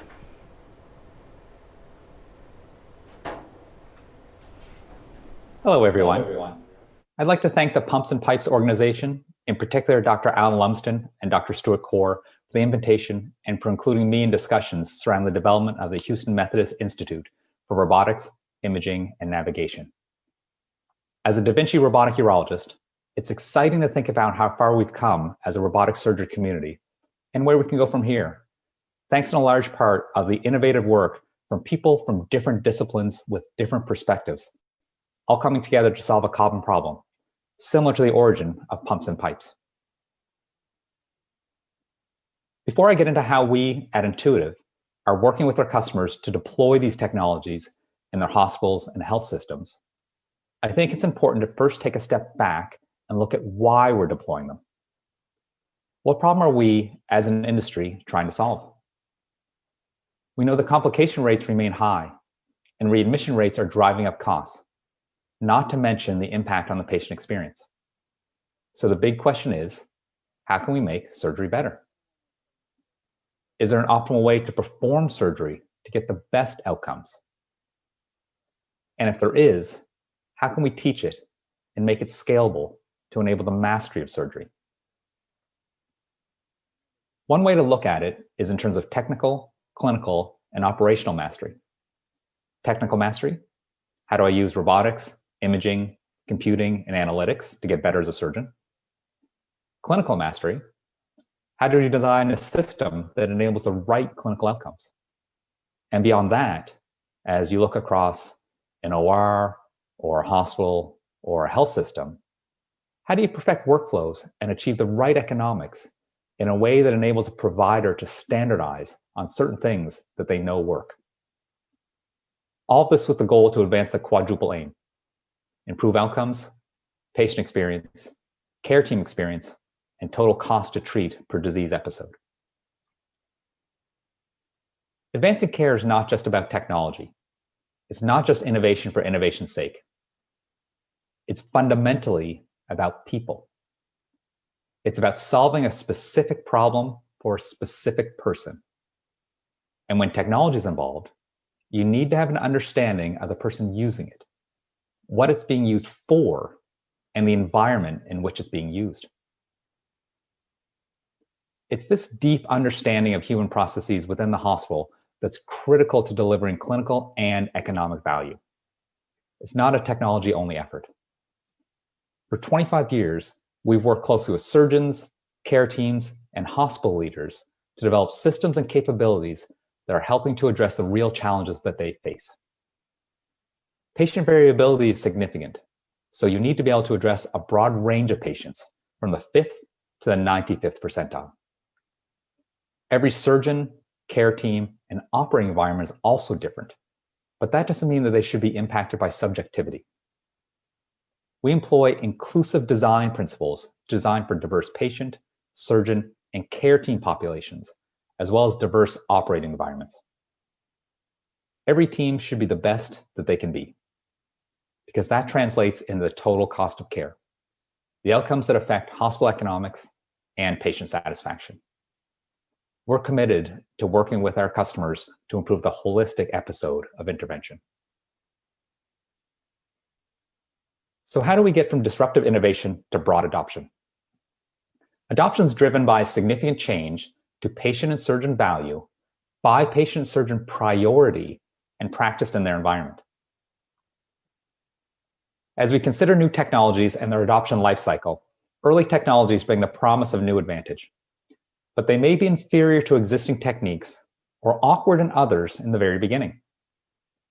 Early adopters and innovators help work out those kinks and work iteratively to come up with ideas that start to drive real value and change behavior. There's a point at which the broader community recognizes that change and starts to adopt more broadly. And finally, once it's adopted more broadly, the technology and data mature to show the obvious benefit, and it feels like something that should have always been there. So where are we along the curve? If you look at where our products and platforms are along the adoption curve, on the left side, you'll see Ion, which is our robotic flexible catheter platform, just starting out. Then you see SP, our single port platform, just coming up through the innovators and early adopter stage, which is very exciting. And to the right, our 4th generation multi-port system are past the early majority and moving toward the late majority adoption. What's great about having 4 generations of surgical platforms accompanied by a complete ecosystem is that although Ion and SP are early in the adoption curve, we don't have to start from the beginning.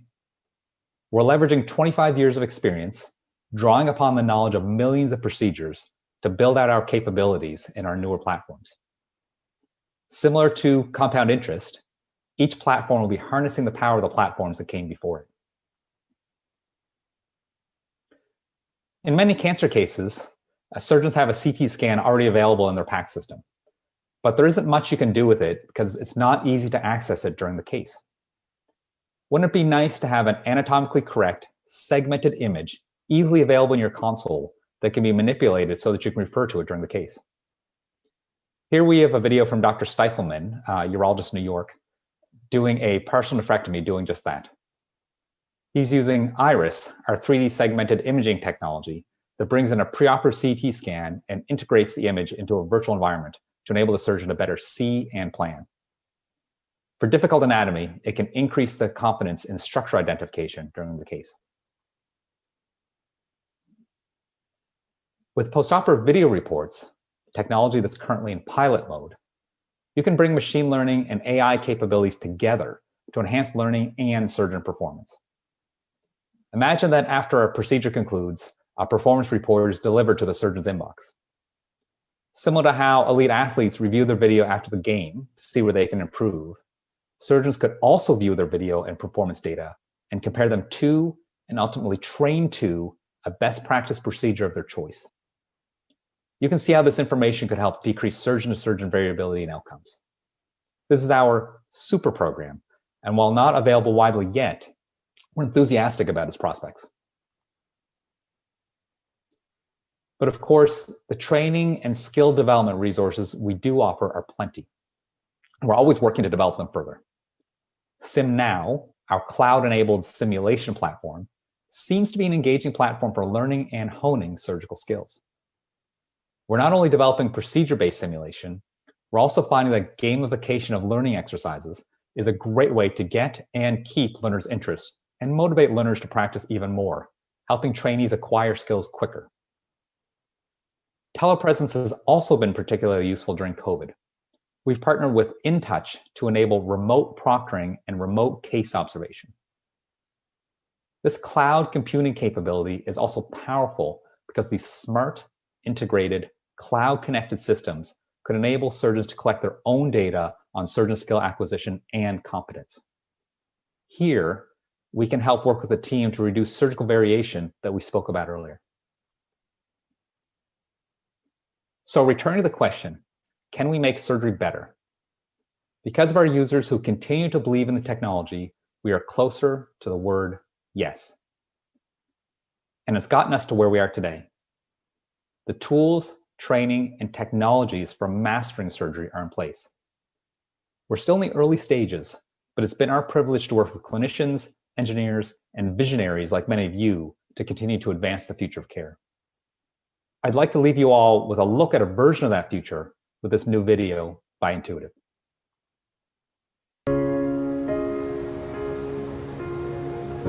In the 20th century, global life expectancy more than doubled.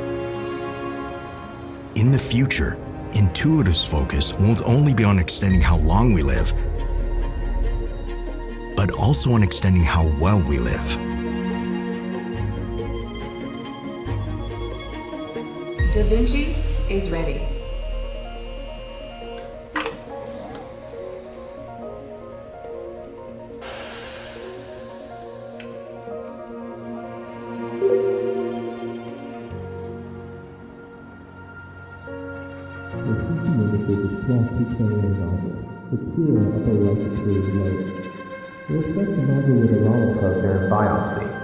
In the meantime, here's Dr. Singh. Good to see you again. If your biopsy is malignant, we'll take you straight to surgery.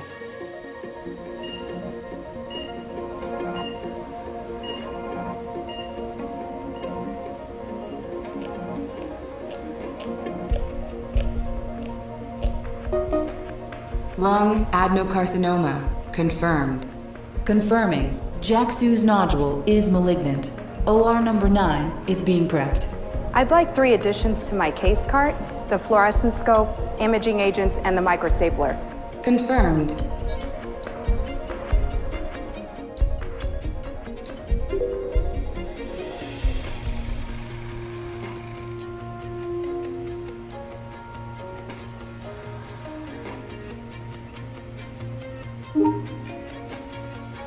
Initiate timeout. The patient is Jack-Su, who is having a right upper robotic assisted segmentectomy. Everyone ready? Project thoracic visualization.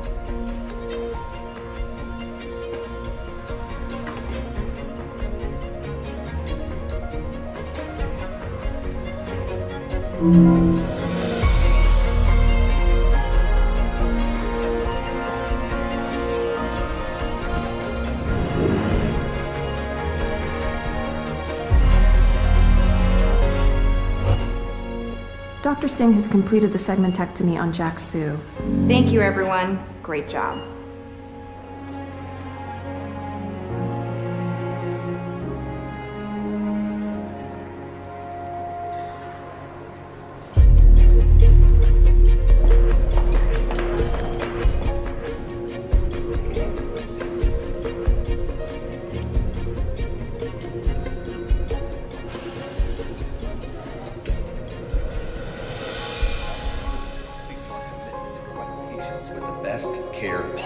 It is my pleasure to introduce Dr. Amara Singh.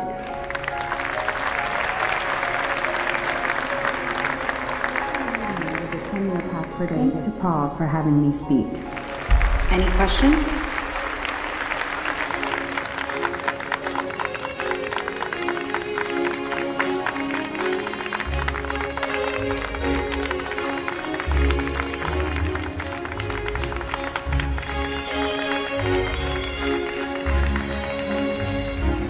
The future is intelligent.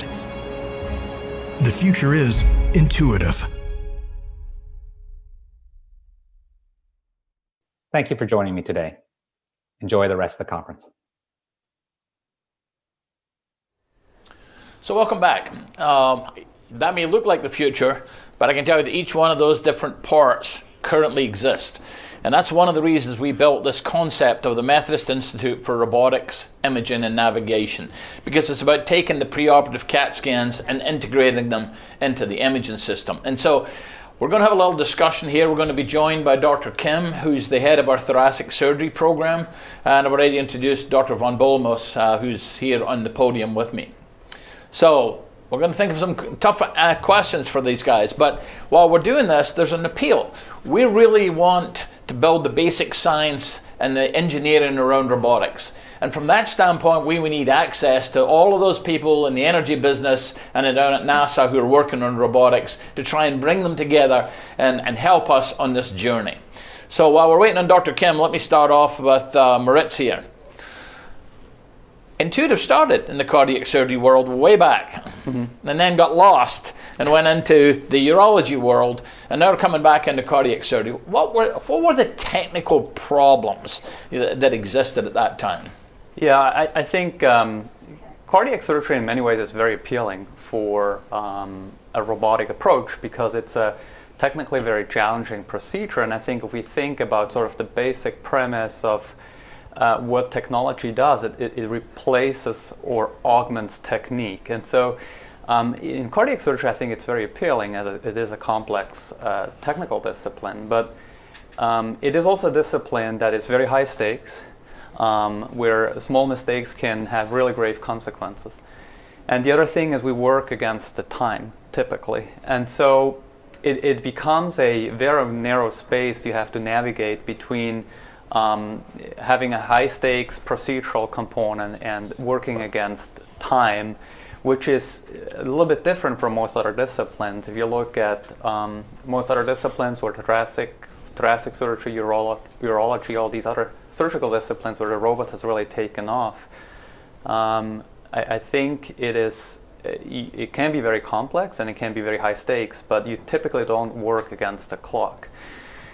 The last part is probably that cardiac surgery as a discipline is a very small market, and so the market forces certainly play a role in that. While implants are a big market in cardiovascular space, I think the sheer procedural part of it is quite limited, and so I think that puts specific pressures on a company like Intuitive to focus their efforts where they see the biggest ROI. Well, let's see if we got Dr. Kim. He was coming in on Zoom. Can you hear me? Oh yeah, we can hear you great, man. And now we can see you.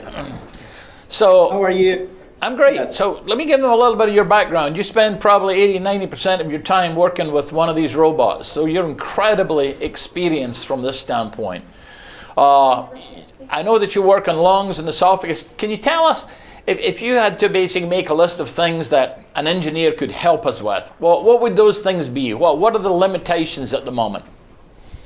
So, I mean, one of the things that, I personally have done close to about 900 of these robot-assisted cases. And if I can share like a video of a case, and I can kind of talk to you about what are the limitations that we might have as a surgeon by looking at this. Sure, go ahead and share your screen. As we heard from one of the previous speakers, this is the most exciting part of a presentation, is sharing your screen. Okay, so I'm hoping this will work. Okay. I am going to share. It's not allowing me to do that. Why is that? We may have to give you permission to share. I don't know if you have the copy of my video stored. Can you share that video with me? Is that possible? We'll see. Yeah, maybe just try your end to bring it up, and I will forward it to the video production team. So yeah, keep going, Moritz. One more time. No, actually, I'm doing it right now. Sorry, okay, I got it. Okay, here we go. So here's the video of me performing a right upper lobe lobectomy. And this is the most advanced platform, DaVinci Xi, that our previous speaker was talking about. The amazing thing here is that what I can do. So I'm controlling the camera. I'm controlling the arm to assist or retract the lung. So I can do this as a single surgeon operator. And I'm seeing 10 times what I can see. For orientation, this is the right upper lobe of the lung that has cancer in it. So we're doing a right upper lobe lobectomy. This is a blood vessel going into the right upper lobe. And then it's, obviously the lung is attached to the heart. We have basically a few millimeters between the structures where we have to do this kind of complex dissection. And if we're in the wrong place, then we can get into the blood vessel, and they can lead to a significant bleeding issues. And you would basically lose your blood volume very, very quickly. So obviously, this is a very complex, high-stakes operation. The amazing thing here, you can see, is that you have complete control. Technology has gotten better over time. We talked about there's 4 iterations of the DaVinci Xi. Men, can you just say what are you doing right now? So I'm doing a stapling and dividing that blood vessel. So I just stapled the right upper lobe blood vessel and then subsequently completed this operation. But so I would say that these are the kind of incremental technologies that allow you to do robotics. Right. So let me talk about that. And we talked about 4 iterations of the DaVinci Xi. And going back for engineers is that I could not do this operation with number 1, 2, and 3. It was just, we could not do what you just saw. So the advancement in their technology is just amazing. The fact that we had that control of a vascular stapler, that only came about in 2016. So prior to that, this operation was not possible using the robotics. So basically I just want to make sure the audience understands what we're looking at. Basically what a stapler does is it puts 2 rows of staples across a blood vessel, makes sure it's completely hemostatic, and then cuts it for you all at the same time. Exactly. And that technology and being able to do that and have the surgeon control it and took a lot of engineering hours to make that happen, but ultimately to make it safer. So the operation that you saw on this patient, we used to do it with open concept, where patient was in the hospital for on average 5 to 7 days with a lot more pain and a lot more complication rate than what you just saw.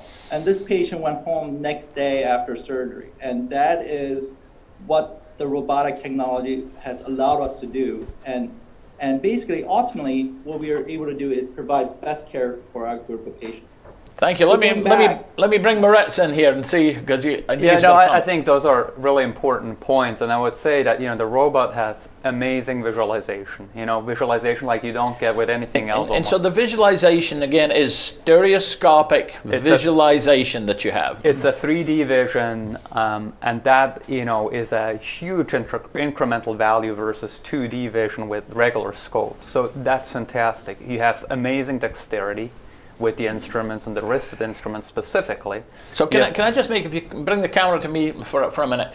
When we started off doing laparoscopic surgery, imagine this pen was a scope that you put in through into the abdomen. In order to move the tip to the left, the surgeon had to learn to move the hand to the right. So the intuitive part of intuitive surgical was they translated the surgeon's normal movements to the end of the robot.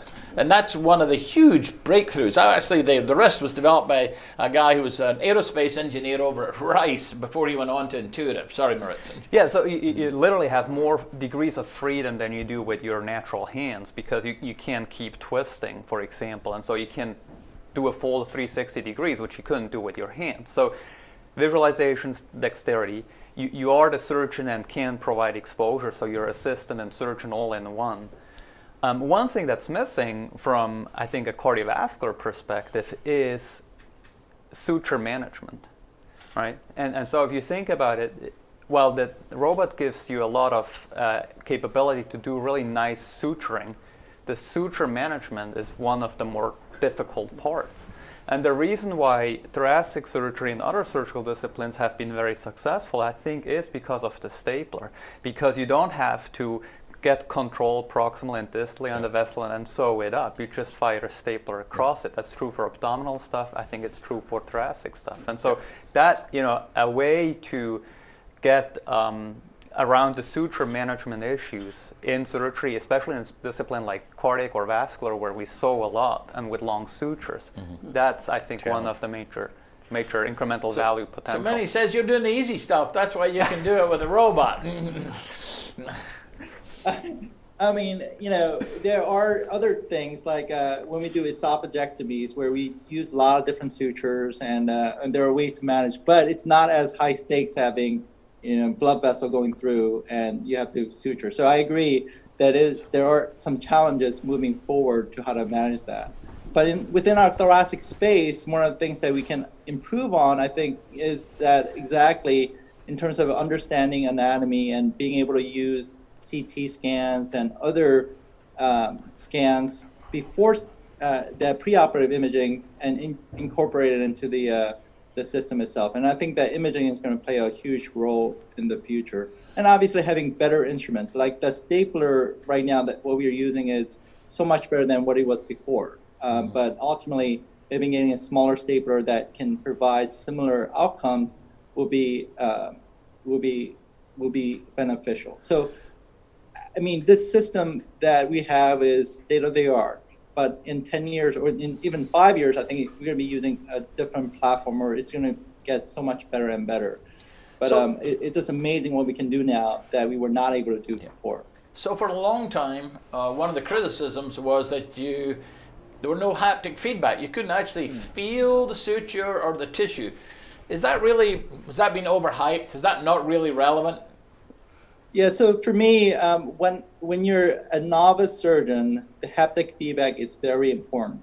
But after a while, you get this visual feedback. So you really understand what happens in terms of how much pressure you should put on a tissue, what happens with the tissue visually. So I would say it might have been very helpful in my first probably 30 cases, but after a while, I'm just very used to knowing what's going to happen to that tissue based on how I manipulate it. So as a novice, I think it's very important, but as you get more advanced, it's not that important. So we have an enormous number of robots, and we're just talking about thoracic and cardiac surgery here, but almost every surgical subspecialty. And so what we want to do is figure out the engineering base by which we can do research to help these guys take care of patients better. So you got a bunch of engineers who are watching this. I'm gonna give you a couple of minutes to think about this. That means 10 seconds, actually. If you have one request for the people who are listening to this, what do you want help on? So for me, it's an easy, quick answer. There's two devices that have gone away and were previously available specifically for cardiac. One is a stabilizer for the heart, which is a very simple thing, actually. You mean to hold the heart, to stop it? To hold the heart while you do vascular work on the coronaries. Okay.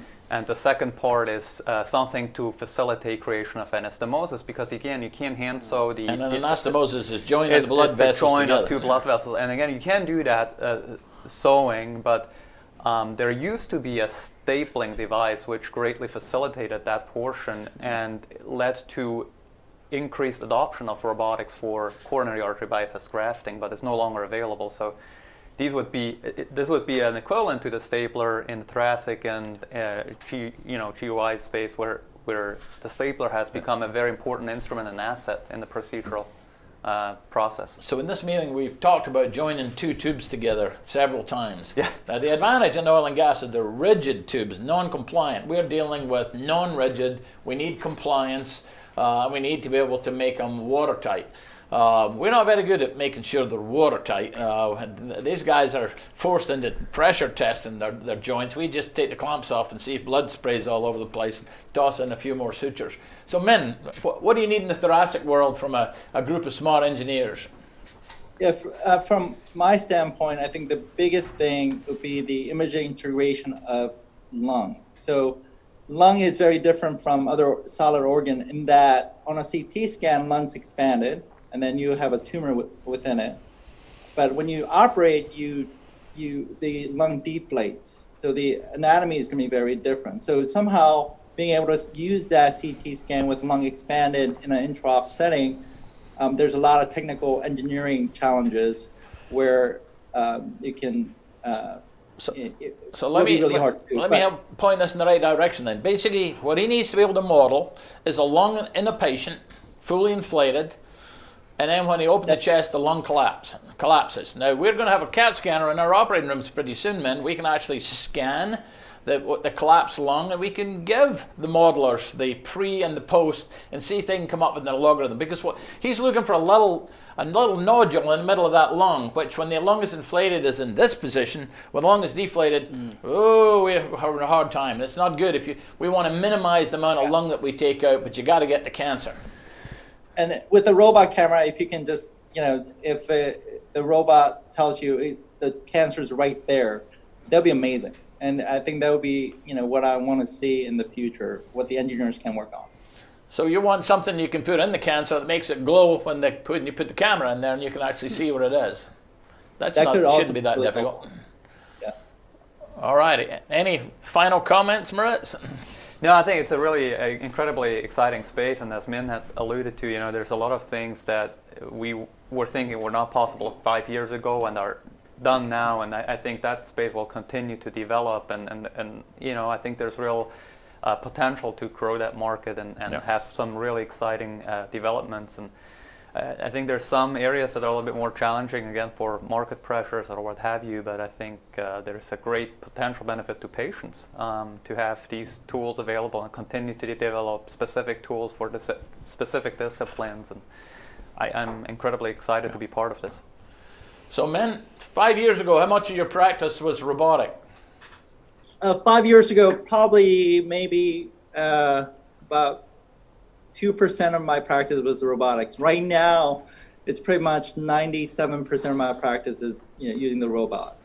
And I have to tell you, I have residents who are coming on service that they tell me that in their practice, they're not going to be using the laparoscope anymore. No.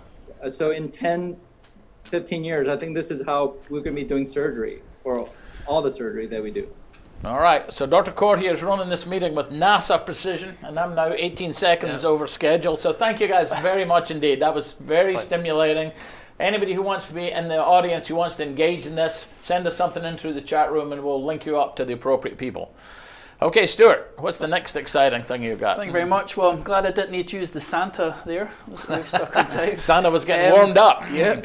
So, obviously robotics as well, a lot goes into training, and we actually do have a little video clip here of a typical training session using the DaVinci camera. Now, in this video, you'll see a variety of objects that we've used to allow this training to happen. I believe we have an orange in there. And just so the guys have it, it's the video. It's DaVinci Santa. A little bit of fun here. There we go. So what you're seeing here is, I think Moritz was doing a training session, felt a little bit hungry as well. So we used some Lunchables there, just to get a little bit of training, get a little snack at the same time. So you got the cheese there and the bologna and the cracker. And now we have an orange. So again, this is a very good way of practicing skills without needing to use cadavers or simulators, etc. And obviously it is Christmas, so we want to practice getting our stockings ready for Santa Claus. Got some little Christmas trees there, some little Santas. And given that it is Christmas, I think we're realizing, oh, we need to write a letter to Santa Claus asking him what he can bring us for this year. So yeah, so we do know how to have a little bit of fun when we're training. Moving on to the next session, we're entitling this as Mighty Extended Reality. And I will hand it over to Dr. Lumsden to introduce what Mighty is and where we're going with it.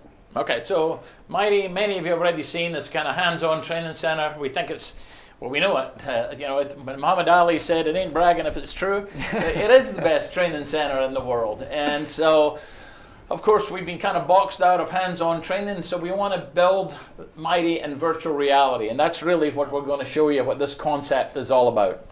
Okay, and we do have a slide here. So extended reality, what is extended reality? And we have a slide that we're going to bring up. So extended reality covers virtual reality, augmented reality, and mixed reality. Now, virtual reality has been around, I believe, since 1990s. You may remember the movie Lawnmower Man. Well, we're very happy that it's significantly progressed since then. And I believe a couple of months ago, there was a system called the Oculus Quest. That is a standalone virtual reality headset unit that costs us $300. This is a game changer. Before, you would need a PC, you would need base stations, you would be there for a long time getting it set up, but with the Oculus Quest, you just stick it on and you're in. And we actually do have a video of what is VR and how we're using this system. It's our virtual reality video. And in that video, it'll be myself demonstrating how you put on a virtual reality headset and you go through the introduction. So here's the video.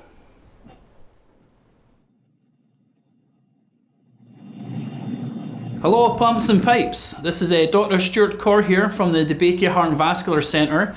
We are now in the Mighty XR session. I thought, what better way to introduce it than to show you what XR is. And one example of XR is virtual reality. This is an Oculus Quest headset. And I'm going to go through a demo and show you how we get started. So let's go. So I'm putting the hat on.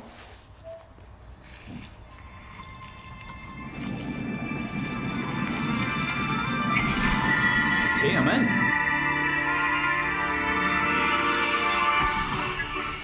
Oh wow. Oh my goodness. So I'm in some sort of jungle avatar looking world. Oh, I'm underwater now. Oh, there's a big whale.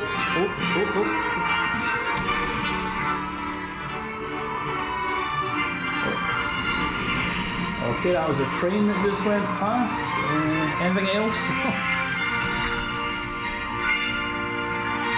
Fire balloon. Alright, here we go.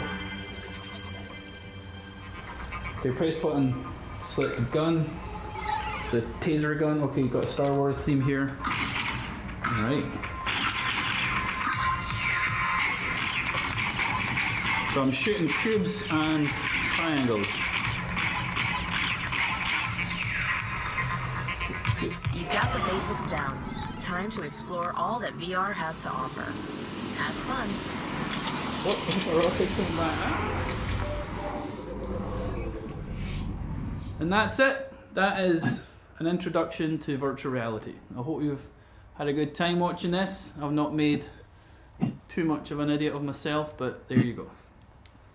Goodbye. All right, well, I'm glad you shot that, not me.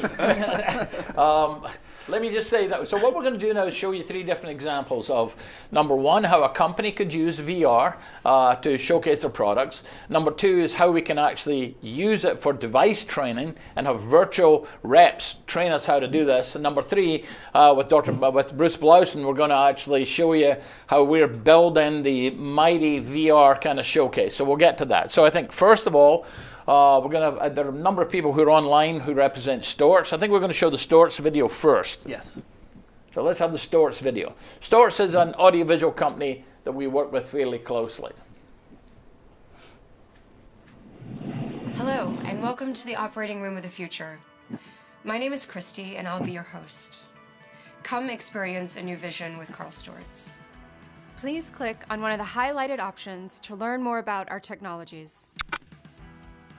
Sinus surgeons are increasingly turning to image guidance systems. So I'm looking at the NAV1 system.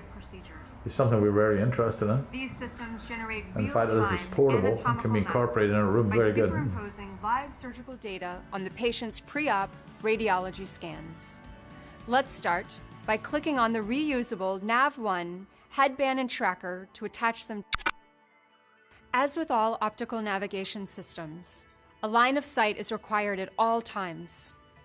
However, this technology is not affected by magnetic interference and is completely wireless. Let's use the CMAC video laryngoscope to intubate this patient. CMAC offers a full line of adult, pediatric, and neonatal blade sizes, including standard Macintosh and Miller video laryngoscopes, as well as the D-Blade for adults and pediatrics. The Karl Storz blue light cystoscopy system offers several advantages over standard white light cystoscopy. It is also the best option for decreased reoccurrence per AUA SUO guidelines. This allows surgeons to see more tumors that could have been easily missed under white light. The Karl Storz OR1 4K integrated operating room harnesses the power and flexibility of network switches for hospitals of tomorrow. So I'm basically in this OR1 looking around the setup in the operating room. Effortless to use. How Easy to very scale nice up to diagram of how these videos are being routed through the cables in the roof. And how you could design an operating room virtually before you actually go ahead and build it. One of the most complex areas to build is actually the overhead. Because there's so much attached to the roof. So here you can actually see where the lights and booms and the monitors are attached. And yeah, again, how these clash with one another is very important and very expensive to fix after the fact. So this is really nice to be able to look at this. Obviously, an additional functionality would be, what if we move this over 6 inches? How do these hinges actually work? Because that's probably the single most complex part of getting these operating rooms right.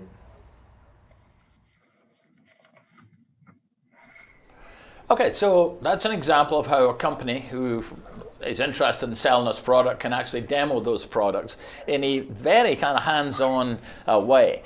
Now we're going to take this to another level. Endologix is a medical device company that makes devices to let us fix the aorta. So if we can run the video, they're the first ones to create a hands-on training model by which we can, in theory, touch and use these devices. So go ahead, run that video, please.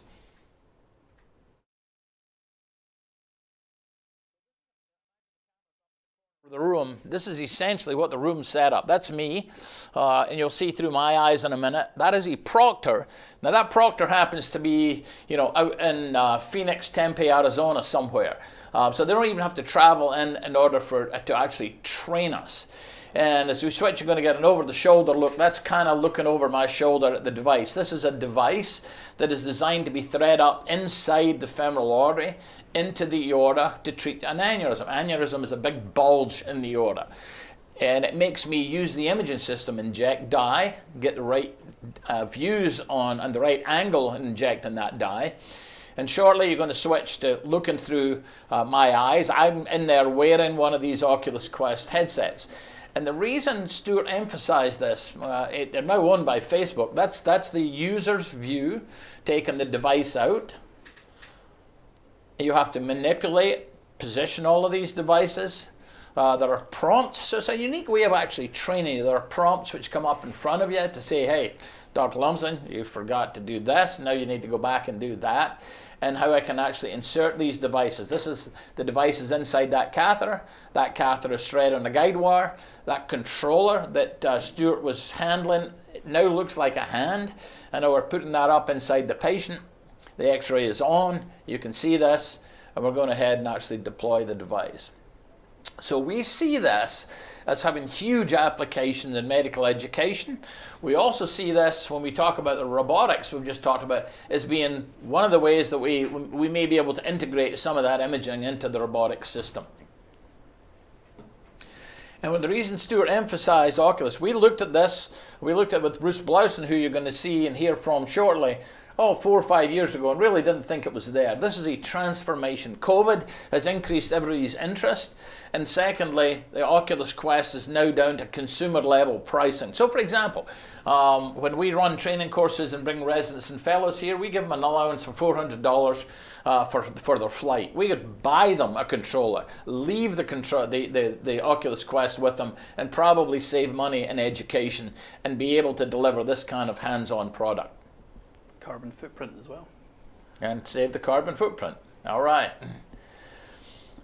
So we could probably stop it at this point in time, and then we're going to roll on to, I know Bruce Blausen is on the line. I can see his dapper physique basically staring at me from the camera here. And why don't we run the Blausen video? Again, the challenge that Bruce and I tried to take on is we can't bring people down to Mighty at the moment. What we want to do is be able to take Mighty and our auditorium and the Methodist branding out to them. And so this is kind of what we came up with. And then we'll hear from Bruce after this. Go ahead.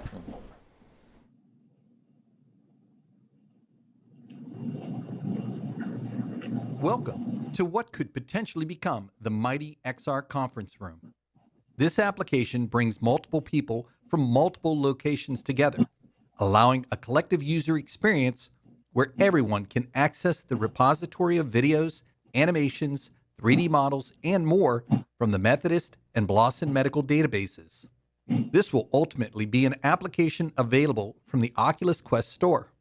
We have chosen the Oculus Quest 2 for our application because it is cordless, does not require a PC, and is extremely affordable at approximately $300. In the application, you can have up to 50 participants communicating inside the app. Let's begin the tour. Similar to logging into Zoom or WebEx, Dr. Lumsden logs into the VR room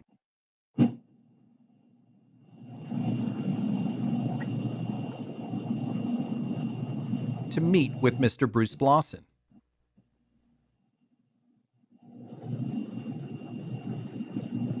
Dr. Lumsden's office is located in the Houston Medical Center, and Bruce Blausen is located on the west side of Houston. As they stand in their respective offices, the application places them simultaneously inside our VR app room. Let's take a look at the features of this new room. Now, let's teleport to the center of the room. As we look around, we see that there are an initial 15 cardiovascular topics to select on the main screen. These topics range from award-winning animations depicting cardiovascular conditions, treatments, and drugs, as well as surgical video footage of actual patients. Next, let's teleport to the left. Outside the window, you will see the Houston Medical Center, and on the right, you can see where the Mighty Center is located. You will feel that you're on the 14th floor of a brand new tower that has been built in the middle of the medical center. Now, let's teleport to the front of the room. Eventually, this room could be attached to other rooms within the Mighty complex, allowing users access to a variety of medical simulations and other VR applications. In the back of the room, there are approximately 50 seats, each of which will be identified as individual users. Let's select our first topic. We have selected carotid tumor removal. This animation is unique in that it was developed using real patient CT data with a variety of programs, including Materialized Mimics, Autodesk 3ds Max, Adobe Premiere, and Adobe After Effects. The model appears approximately 5 feet wide and 5 feet tall. Dr. Lumsden can pause the video as he and Mr. Blausen explore the 3D model and discuss the tumor, its location between the bifurcation of the interior and exterior carotid artery, as well as his surgical approach to the dissection of the tumor. Through our relationship with Blausen Medical, the owner of the world's largest 3D medical and scientific library, we plan to populate this application with even more content.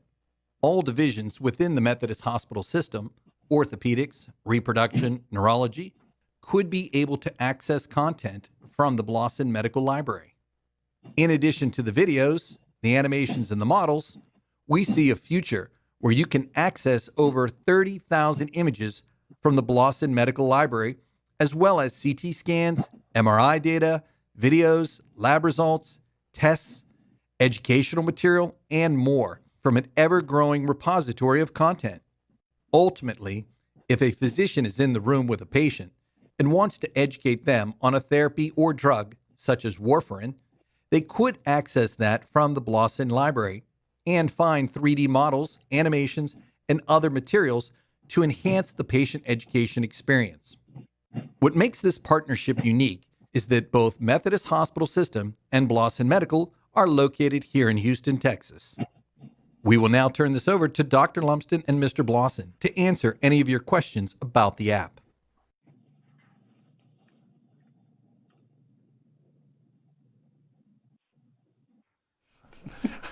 Welcome back. I think I got Iron Man up in the top left-hand corner, and I got Aaron Cogran is the Director of Medical Education Communication with Endologics, and Daniel Story is an account executive with Carl Storch, and the unmasked guy is Bruce Blausen. He's the CEO and founder of Blausen Medical. So welcome. Maybe start with you, Aaron. Ladies first. Why on earth did you guys embark upon this idea of building that? Good morning, everybody. It really was a need that we saw within the organization. I've been with Endologics about 2 years. Came from a different space within the medical device space. So trained very differently in my previous job now and now being in vascular surgery. We had very limited resources with our simulators that we had. Being able to scale the use of those on a global basis. My team does train globally. So you can imagine shipping things all over the world and trying to connect learners and instructors on a global basis becomes very challenging using a simulator that you have to ship around. So I am not a gamer. I am not a techie person, but I had heard about VR and thought if they can simulate all these games in there, why can't we simulate an operating room and procedures? So started working with OSA VR, which is an orthopedic-based VR company, approached them and said, hey, what would you think about trying this in the vascular space? It's been pretty amazing. It allows us to connect users again from all over the world. We can have a key opinion leader physician who's training based out of New York to a group in Japan. So it allows us to connect a lot of users together. It also allows us to practice on a more frequent basis. I think that's one of the challenges in learning for our physicians and for our internal representatives is they just don't have the frequency and opportunity to practice over and over again.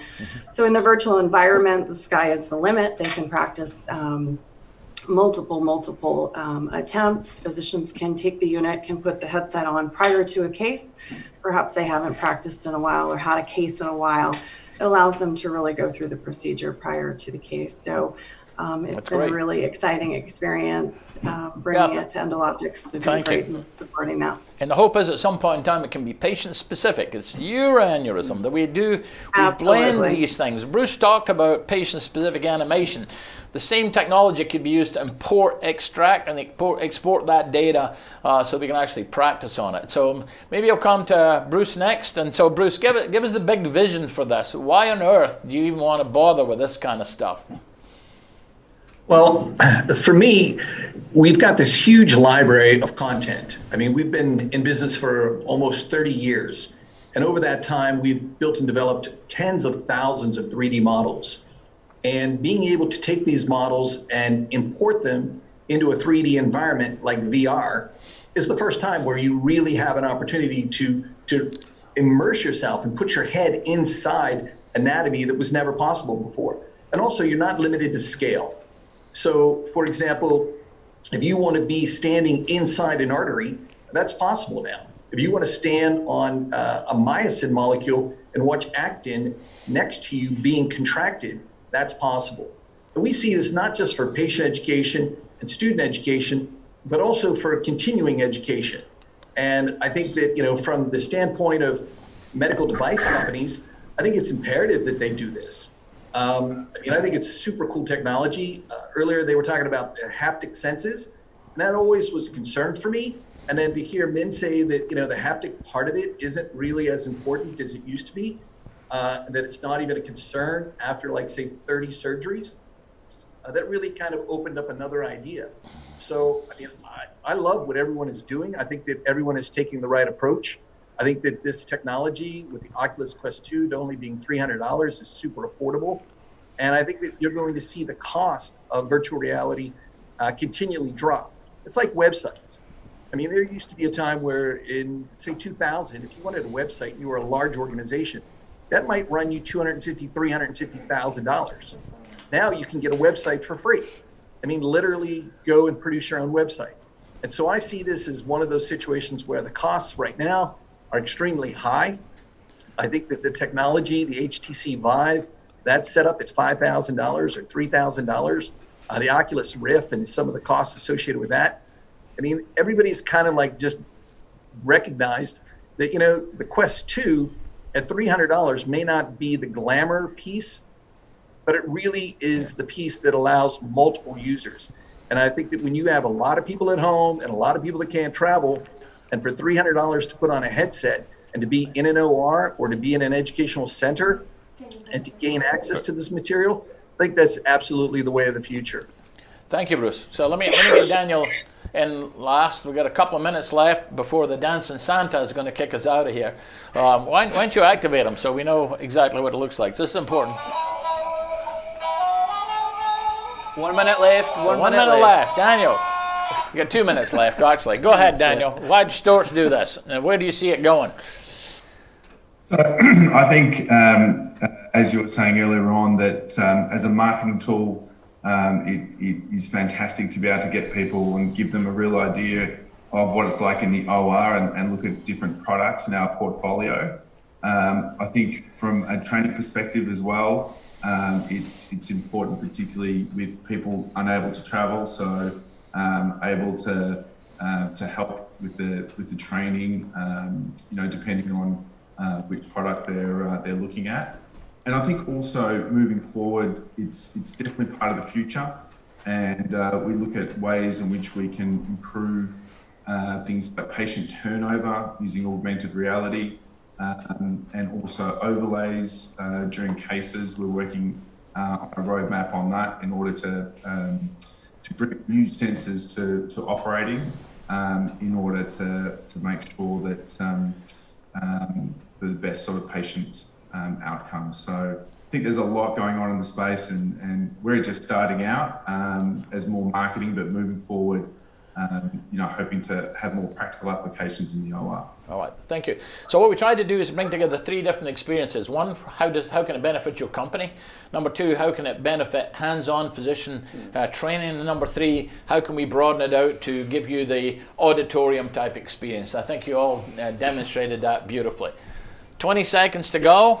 Before we go to break, I'd like to bring your attention that we have a session this afternoon on extended reality. That has been given by Dr. Karen Schneider from Time Studios here in Houston.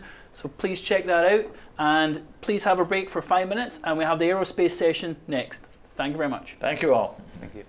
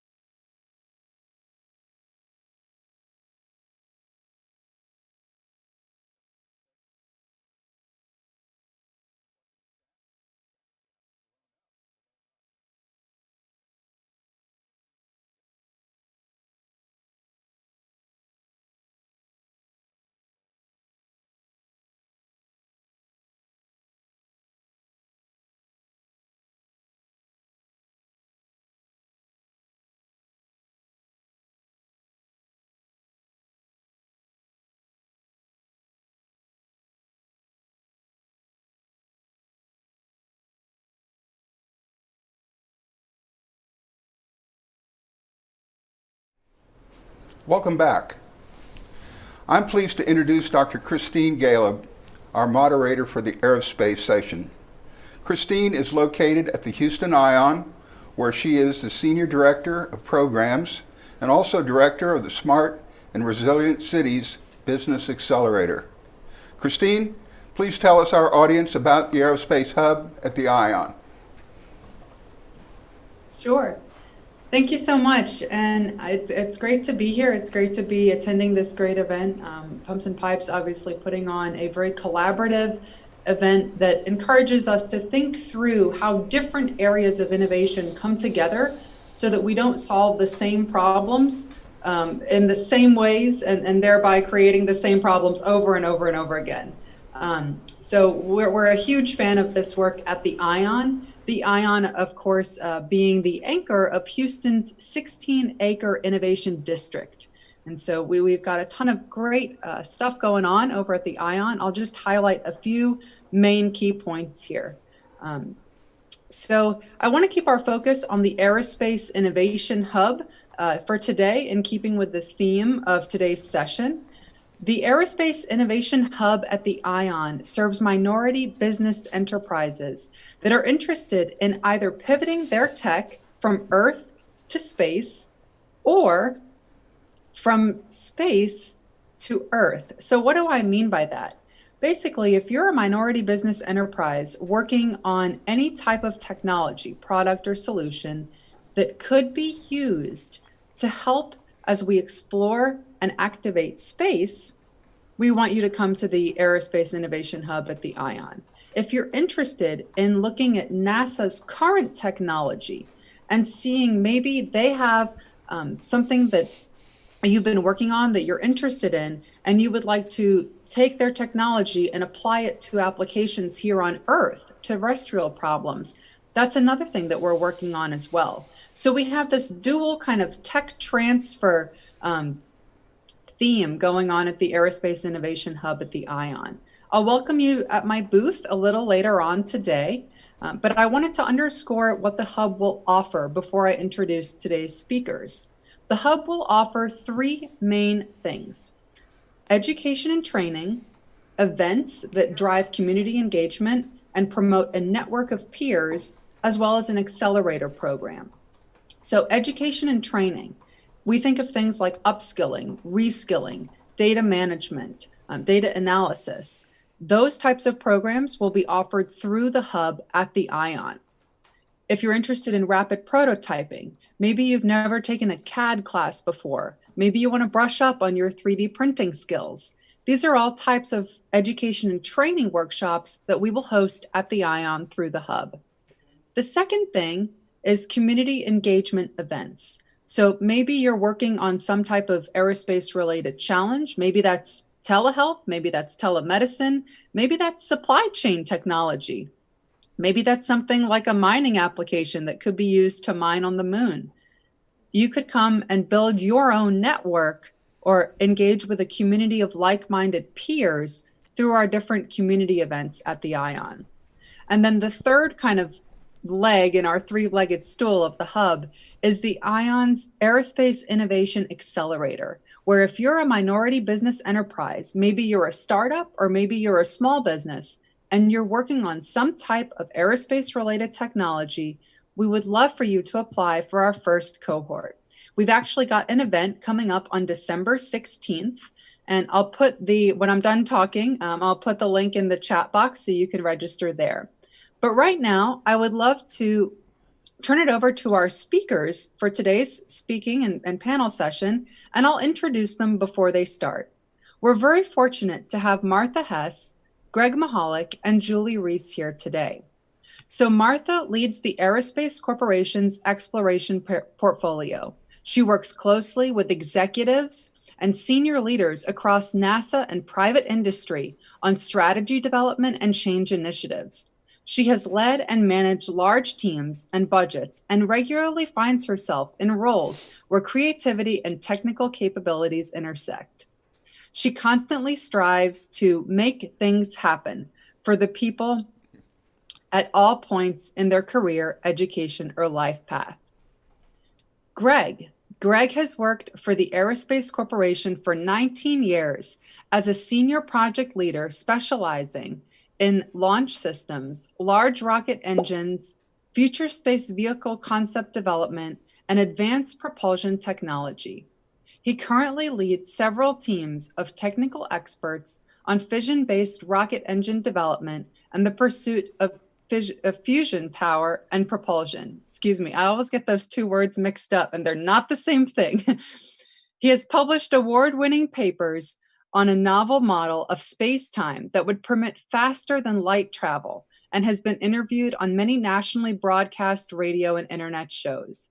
Greg is the recent former chair of the Nuclear and Future Flight Propulsion Technical Committee of the American Institute of Aeronautics and Astronautics, of which he's been an active member since 1995. He was an adjunct educator for the Loyola Marymount University and the Seaver College of Engineering for the past 15 years. Julie. Julie is a strategist and business analyst for Aerospace Corporation. She leads a team of technical experts in researching fusion propulsion and connecting with commercial customers to understand how aerospace can help accelerate the fusion timeline. Julie has been devoted to creative, STEAM-focused programs that expand the pipeline of students interested in pursuing careers in science, tech, engineering, and math.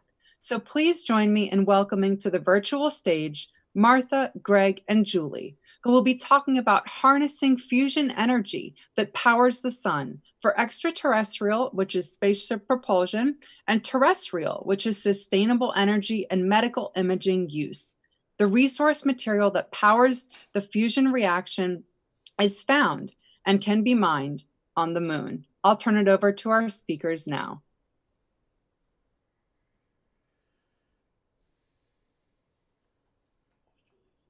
Martha, you're on. Hey, thanks so much. Steve, can you hear me all right? Yes. Yep. Okay, great.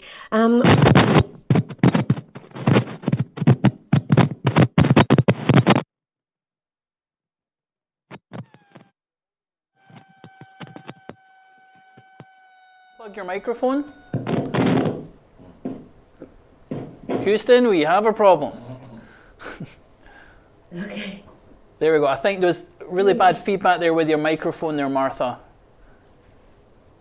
Okay. How about now? Yeah, I think it's just when you touch your mic, we're getting feedback. That's perfect, though. Please carry on. Thank you. Okay, great. I won't move too much. Okay. But we're really excited to meet today. You know, in previous Pumps and Pipes, a lot of the focus has been put on NASA, and NASA represents about $20 billion of the space industry. And so at Aerospace, we work across the entire $342 billion space industry. And so there's a lot of space out there and a lot of connections that can be made with our Pumps and Pipes partners. And that's one thing that we always like to highlight at Pumps and Pipes from an aerospace perspective. One of the reasons we're really interested in talking to you about fusion today is we really feel like this technology is getting to a point where everyone needs to have a focus on it. And so I wanted to take this moment to introduce Greg Mahalik, who will share with you the state of fusion and hopefully inspire you to start thinking about how fusion is going to impact your business and your lives in the future. So Greg, I'll hand it over to you. Thank you.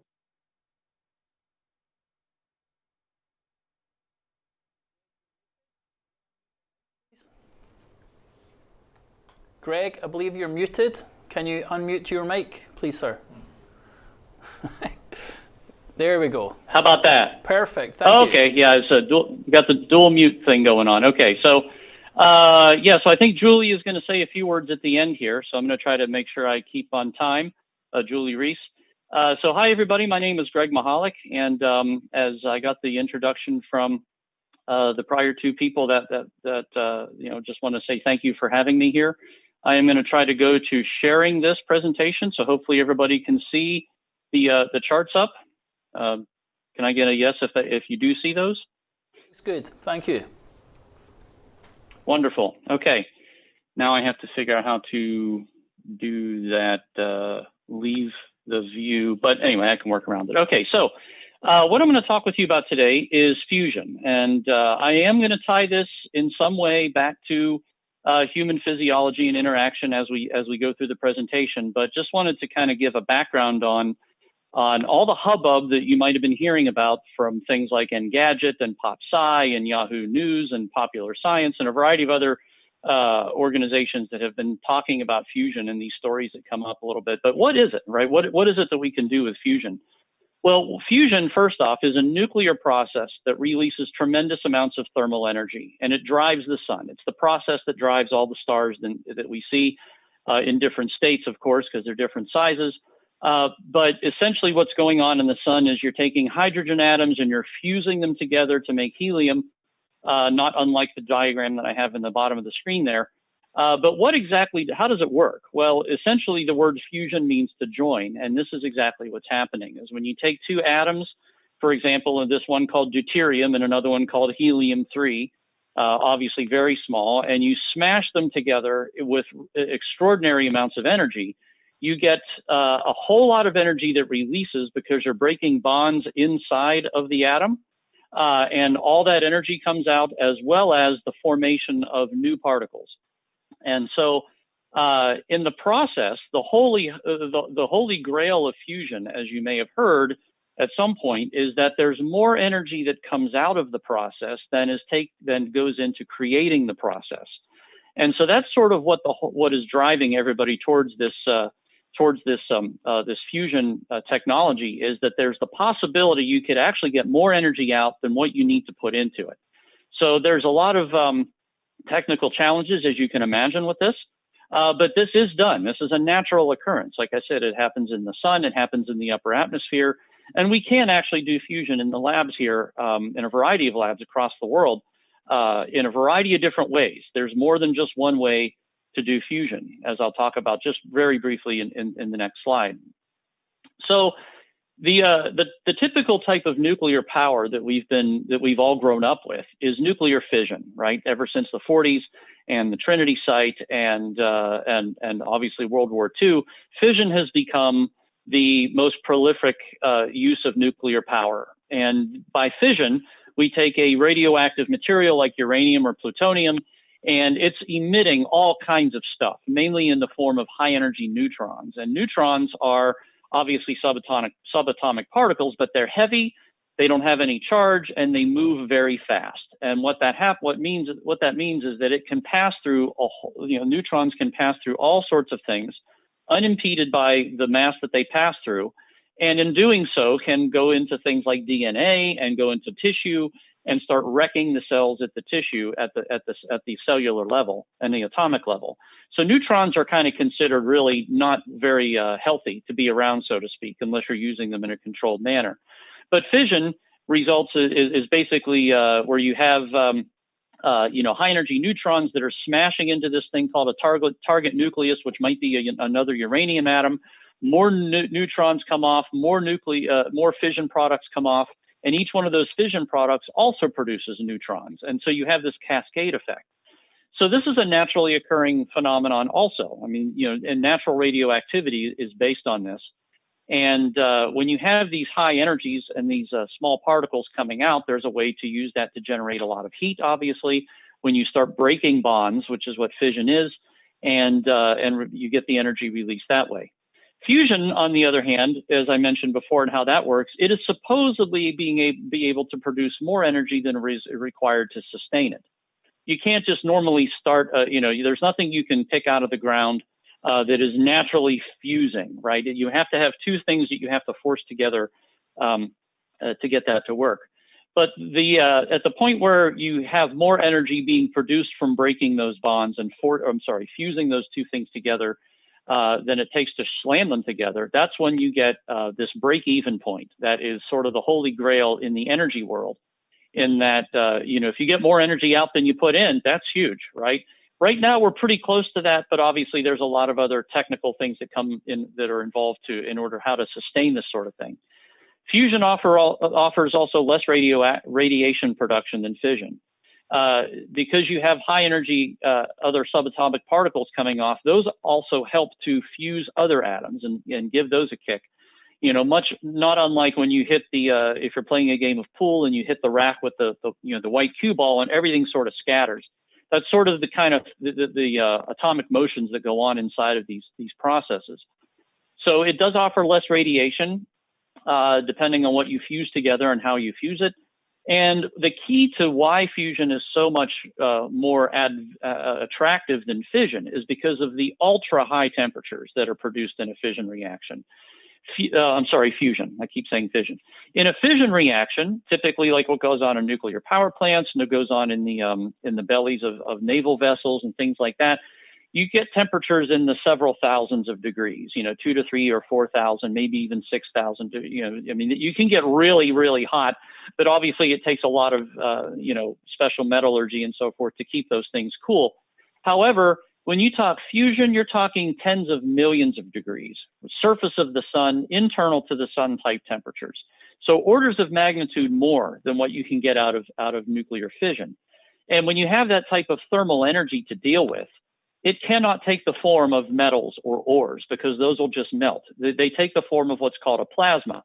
And in a plasma, in the engineering world that we deal with, plasma is a gas that's made up of charged particles, unlike what plasma is dealt with in the medical industry, which is one of the contents of blood. This is very different, right? So when you take this high, extremely high temperature charged with electricity or different types of charges, this gas that is millions of degrees, it offers a lot of opportunity to do work with it. Whether or not you want to push a spaceship or if you want to turn a generator. But the fact is you have these ridiculously high temperatures that need to be contained, need to be managed and monitored, but that you can get out of fusion compared to fission or compared to any other chemical process that we have. So moving on to the next chart, here's just some pictures of what's going on with fusion power and fusion propulsion. So at the top here, I just have 3 slides of fusion power.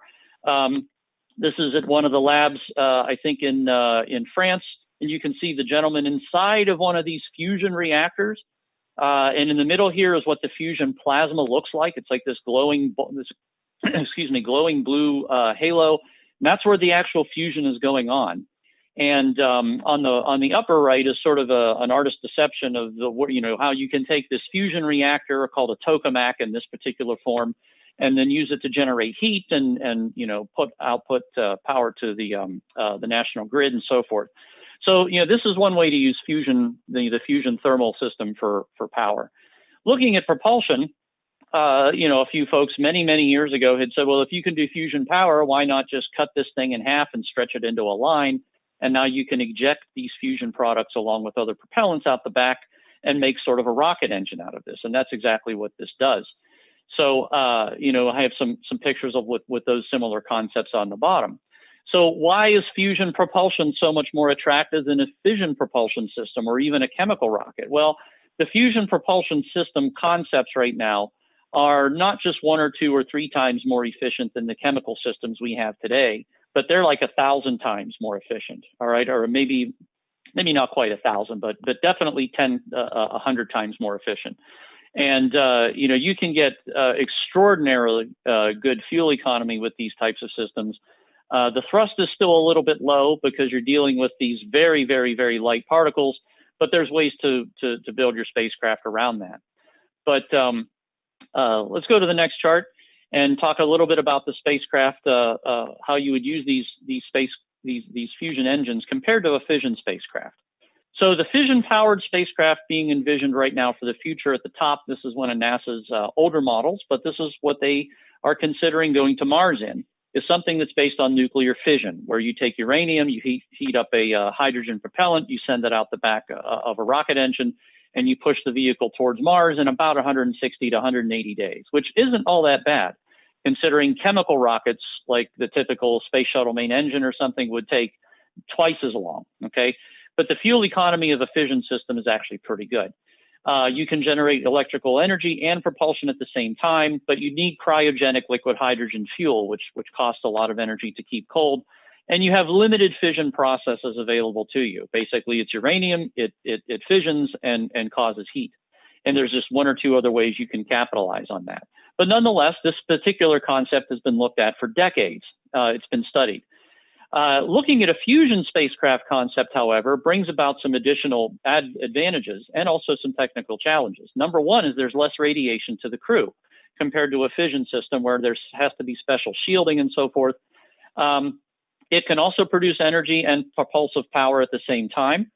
You have these ultra high efficiencies engines, so you don't need as much fusion fuels as you need in a fission concept. And there's multiple fusion methods. There's something called IEC and MCF and ICF and a variety of others. There are ways that we've actually demonstrated on being able to do fusion in the lab and sustain it in some way. And then there's pulsed versus steady state. But some of the fuels that you need to actually do this are extremely rare. And Martha had mentioned about mining on the moon. That might be one way to get one of these fusion fuels that actually has a lot of advantages to it, called helium-3. It seems to be in abundance on the moon. So how do we go there and get that, where we don't really have any of it down here on Earth that we can work with? But what's important from a physiological perspective is that these fusion-propelled spacecraft could offer shorter mission times.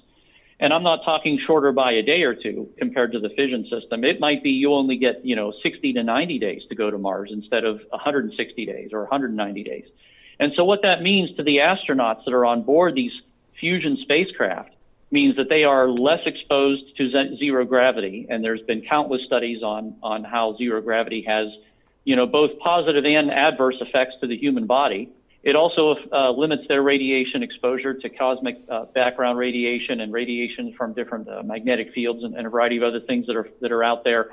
So it cuts down all of that physiological exposure by having these shorter mission times, thanks in 100% part to this fusion-based propulsion system. So that's kind of why, on the propulsion aspect in the advanced concepts world, we are looking at this pretty heavily and seeing what kinds of subsystems would be involved and how to make one of these things work, and what sort of technical considerations have to be looked at for fusion, as well as fission. That's also very active. So challenges with fusion being addressed, obviously fuel production and storage. How do we get this helium-3? How do we get 25,000 gallons of deuterium and keep it in a cold state for months on end in space? How do we provide the energy to start the fusion reaction, right? Because I mentioned it takes energy to start this. It's not a naturally occurring thing. So we might need, hundreds of thousands of watts in space or megawatts in space, and that is far in the future right now. How do we contain this, 10 million degree plasma from burning up the rest of the engine? How do we extract power and convert that to electricity to run the environmental systems for the spacecraft, any kind of instrumentation or whatnot, as well as the engine itself? And how do we get rid of all the waste heat? That's a big, big issue, because no matter how good of an engine you have, you're going to have a heat that's left over that you have to get rid of. There's no perfectly efficient thermodynamic cycle, of which fusion still is, that will be able to use 100% of the heat that's generated in the cycle. Same with your car engine, same with the jet engine, same with the most efficient rocket engines, or even these engines. Somewhere you got to get rid of the heat. And fusion engines and fission engines both have an extraordinary amount of heat that you just can't use any longer. So that's a big technology challenge as well. But to the credit of all these are all still being very actively looked at by a number of different startups, number of different companies, all which have extremely innovative and great ideas that when they come to aerospace and we hear about them, we want to try to make sure that we know about them and that we might be able to help them in some way if we see a benefit to our customers and to them to further the technology along for not just our customers, but the good of others. So with that, I just wanted to say thank you for your attention. And, just to point out here, there is significant progress being made. And I guess I'll turn it back over to either Martha or Julie now. So thank you once again for having me. It's been a pleasure. Yeah, thanks so much, Greg. That was a great talk. Really appreciate it. So anyways, we just wanted to close up. We're just about out of time, and you guys are all welcome to stop by our booth later on this afternoon. I would also like to request that some of the students watching, please feel free to reach out, because we'd like to talk with you about some of the opportunities we have at Aerospace, and like I said, expose you to the other or the rest of the $342 billion space industry. That's very exciting and is the future. So thank you so much for this time.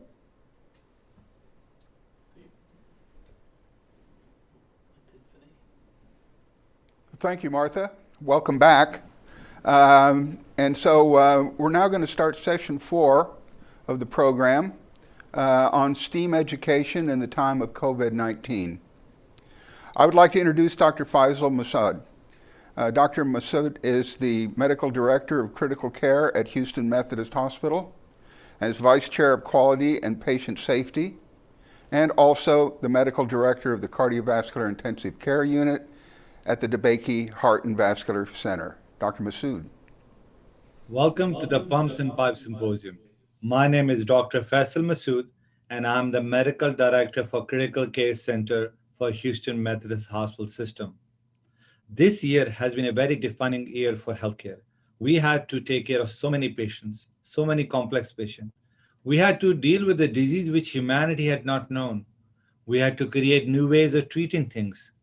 And one of the key things is how to be innovative, to protect our own healthcare team members, to create devices to protect ourselves, to create processes, to create equipment in taking care of those patients.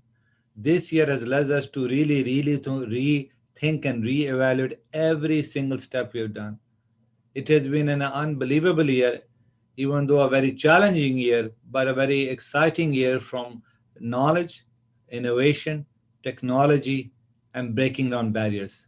I hope you will learn a lot in this symposium and you'll be able to contribute to new ways of thinking and help us creating new things. Thank you so much. Thank you, Dr. Masood. And now a message from Dr. Bill Klein. Bill is the co-founder and director of the Pumps and Pipes program.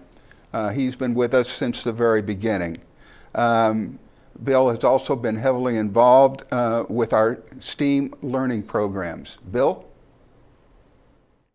Hello, this is Bill Klein, one of the co-founders of Pumps and Pipes.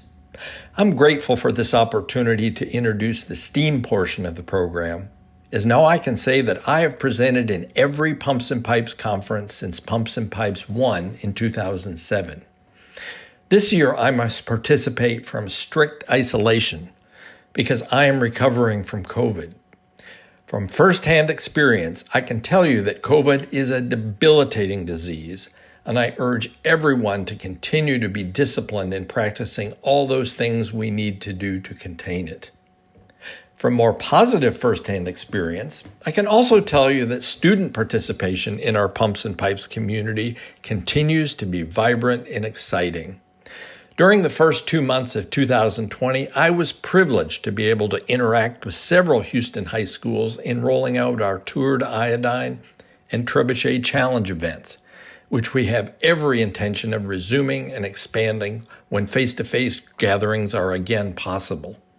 Our online Lunch and Learn series has also been well attended, with lots of insightful questions and comments. As you will see in this next session, our students continue to model the Pumps and Pipes principles of curiosity, networking, and collaboration.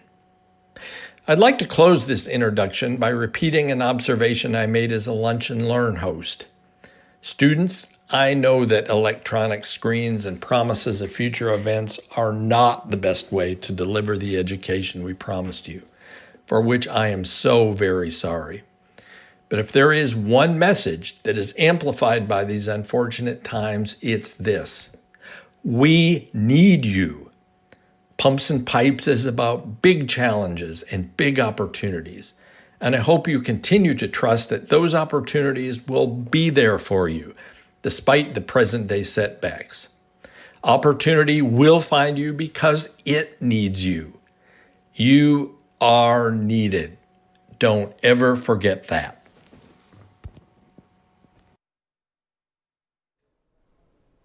Well, thank you, Bill. Take care and be well. This next segment are interviews of 2 students who have directly taken on the challenges of COVID-19.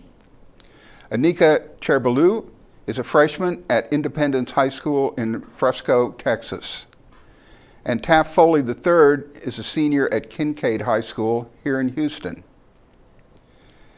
They will be interviewed by Annabelle Heelan and Niles Levy Tybo from DeBakey High School.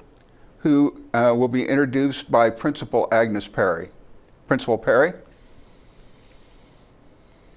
Hello, my name is Agnes Perry. I'm the principal of Michael E. DeBakey High School for Health Professions, located in the Texas Medical Center, Houston, Texas. I would like to give you a brief background about our school if you're not familiar. Our school was developed in 1972 between a partnership between Baylor College of Medicine and Houston Independent School District. We're celebrating 48 years of existence, and we've done a pretty good job over these years. Recently, we were recognized by Children's at Risk as one of the top high schools in the Houston area. We've received this recognition for about 14 years straight, so we're very proud of the recognition. Our school was established with the intent to provide students in the Houston area with experiences in the medical field, along with hands-on experiences in the Texas Medical Center. Along with that, our students have been exposed to 5 years of math, 5 years of science, 4 years of health science, 3 years of a language other than English, and they're also required to complete 100 hours of volunteer work. So we're very proud of our students, and we welcome their participation in this activity this week. Thank you. And Annabelle, I'm going to turn it over to you. All right. Hi, we are very, very pleased to welcome everybody here with us today. My name is Annabelle Helene, and I'm a senior at DeBakey High School for Health Professions in Houston, Texas. And I'm Niels Levy-Thibault, also a senior at DeBakey High School for Health Professions. Today, we are joined by Taft Foley III and Anika Shabrolu.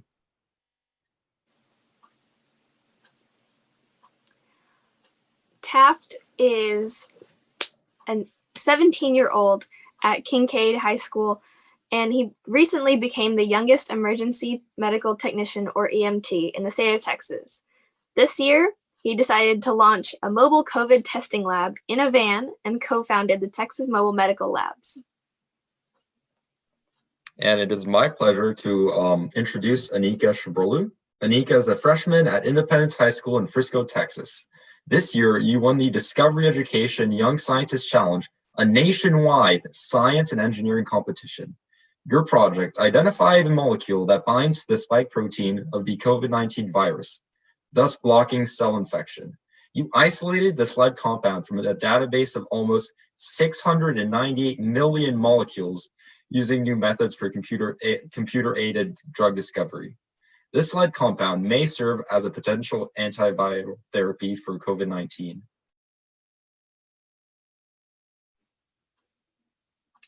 So you have both achieved great things by tackling COVID-19 from different angles.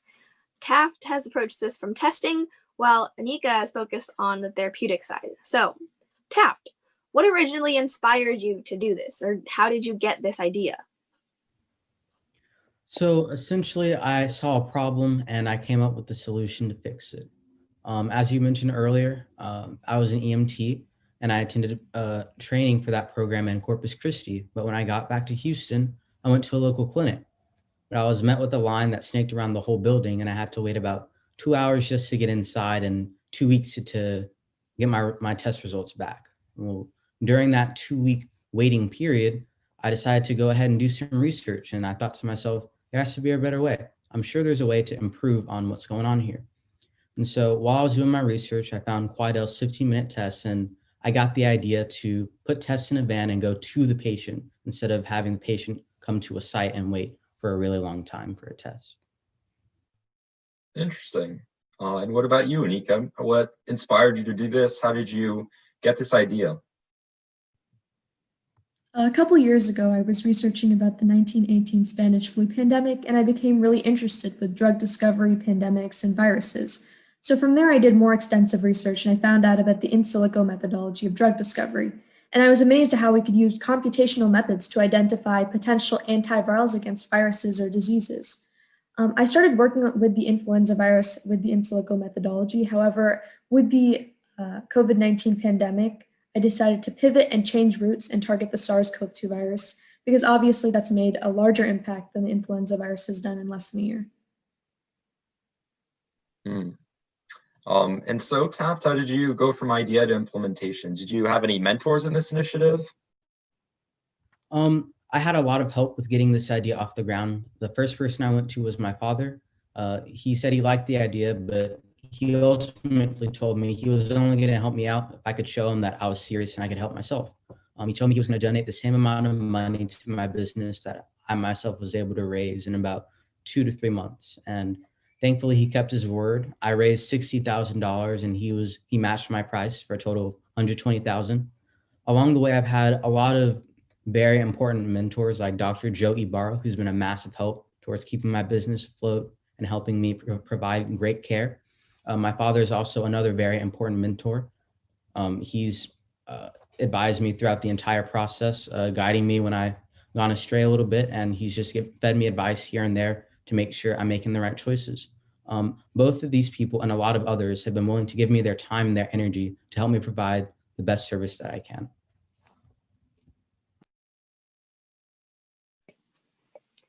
That sounds super, super interesting.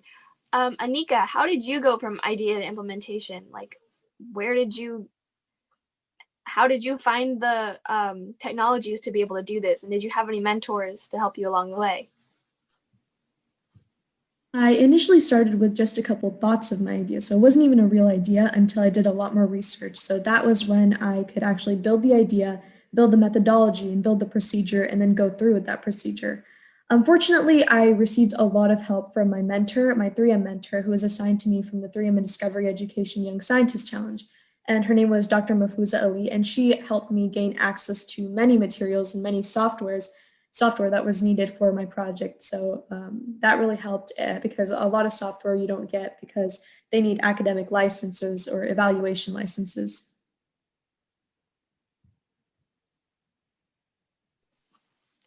Taft, what challenges did you face and how did you resolve them? Were there specific laws or certifications that you had to obtain before you were able to get your mobile medical labs up and running? In general, there was a lot of red tape I had to climb through to get the business going. But because of the pandemic, the government authorized emergency measures to address the need for COVID testing. Before I could establish the business at all, I had to apply for a state license to do the testing. That in itself was difficult because I was 17 at the time. I wasn't even an adult yet. But we hired a clinical laboratory consultant who helped us through the process of applying through the license. After that, we had to hire a doctor to serve as our medical director. Every test has to be ordered by a doctor, and our doctor signs off on these orders. Our consultant has remained on board to make sure we comply with state and federal laws and to help guide us through any red tape we might see in the foreseeable future. All right. And what about you, Anika? What challenges did you face using this technology? Did you also find any challenges due to your young age? The hardest part about using the in silico methodology was learning how to correlate biological concepts towards an actual software and seeing how that could best fit into what you needed. So after a lot of research, I was finally able to get comfortable with the use of softwares and learn how to best fit it for the procedure and end product that I needed. The hardest thing that was there because of my age was probably getting a hold of the softwares. Again, because of evaluation licenses or academic licenses, it's really hard to just request for them and actually get a response. So from the 3M Discovery Education Young Scientist Challenge, I was able to get the mentors that I needed and the support that I needed to get a hold of those softwares and actually be able to use them in the time period that I could to finish my project. I see. And so, Taft, where do you want to go from here? How do you plan to adapt your work once a vaccine is approved and distributed successfully? Well, a vaccine is going to shorten the life of a COVID-19 testing business. Therefore, I've had to develop a business plan that allows us to expand our services and develop alternative revenue streams. I'm pleased to announce that my company has merged with a group of doctors to form a company named Texas Mobile Paramedicine Services. As a result of the merger, we'll be able to place doctors on vans who will be able to go out and offer a wide variety of healthcare services, including administering the vaccine and treating non-emergency related patients. Our business plan affords an opportunity to bring doctors to businesses and underserved communities, providing critically needed healthcare services. I believe this is the future of medicine in America. Instead of patients coming to doctors, doctors will be able to go to patients. Wow, what an amazing idea. And so, as a fellow high school senior, I understand that you must be quite busy with college applications in addition to your work with the Texas Mobile Medical Labs. So if you don't mind telling me, what are your college plans? Well, like you said, I'm currently in the process of applying to a large number of colleges, but no matter where my college path leads me, I hope to continue to have an impact on my community, since it's where I came from and I always want to make sure that I give back to them. I will continue to work to address providing healthcare to underserved communities, and ultimately, I would like to be a trauma surgeon or a plastic surgeon. Wow, it seems like you really have it all figured out. Anika, where would you like to go from here? Do you think you'll be doing research like this in the future? Is it a career path you're pursuing, or is it just a hobby for now? Right now, I just went through the first stage of drug discovery, so there's still a long process to go that awaits. So I do plan on continuing my research. So this was just the in silico stage, so the next would be the in vitro stage and the in vivo stage, and eventually human clinical trials if it gets that far. So I do plan on continuing this research, and I do plan on going into a career in medical research. Do you have any other big projects on the horizon? You mentioned previously that you've been working on the influenza virus. Once the COVID pandemic is over, do you think you'll be going back to the influenza virus? Yeah, drug discovery is a long and intense and time-consuming process. So the project that I'm working on now with the SARS-CoV-2 virus is definitely going to take a while to finish and a while to determine if it's actually going to work and it's actually going to be a potent anti-coronavirus drug. And after this project, I do plan on going back to the influenza virus and working on that, because that obviously still makes an impact on the world and still needs more drugs and antivirals against it to combat those deaths that still happen because of it. Wow, you both have done phenomenal work, and it has been an honor to speak with both of you. Taft, is there any final words that you would like to say to everybody, especially students? Sure. One phrase that has definitely rung true throughout my life is work conquers all, labor omnia vincit. I'm a firm believer that if you work hard enough to achieve a goal, and if you stay persistent, you're definitely going to achieve that goal. Adversity is an opportunity for change. If you come across a problem, what you need to do is adapt and work your hardest to just power through it and find a way to succeed. So my message is keep working hard, stay persistent, and you'll find your success, whatever it is you want to do. Very well said. And what about you, Anika? Do you have any final messages for our listeners? Yep, kind of going off what Taft said, it's really important to stay working hard and stay persistent through all the challenges, because there's always going to be challenges, but just keep your eyes on that end goal and go for any opportunity that you see, because you never know where you're going to end up, and keep on asking questions and keep your curiosity. All right, you both have incredibly bright futures ahead of you, and it's been a pleasure speaking to both of you. Thank you very much. Well, thank you to the entire Pumps and Pipes team and for everyone watching.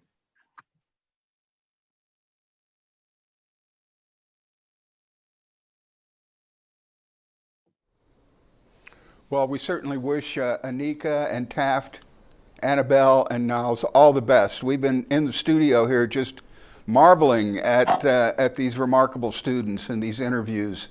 It was a lot of fun putting it together.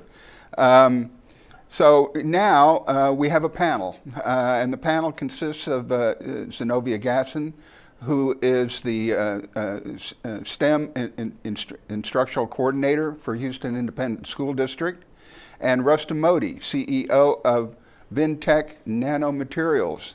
Rustam is also one of our Pumps and Pipes directors. They will be discussing STEAM innovation initiatives and how to get involved. Rustam, Zenobia? Well, good afternoon, everyone. Rustam, can you hear us? Okay? Yes. Okay. I'll let you go ahead and start us off. Yeah, this is Rastam Mori. Dr. Stephen, thanks for introduction.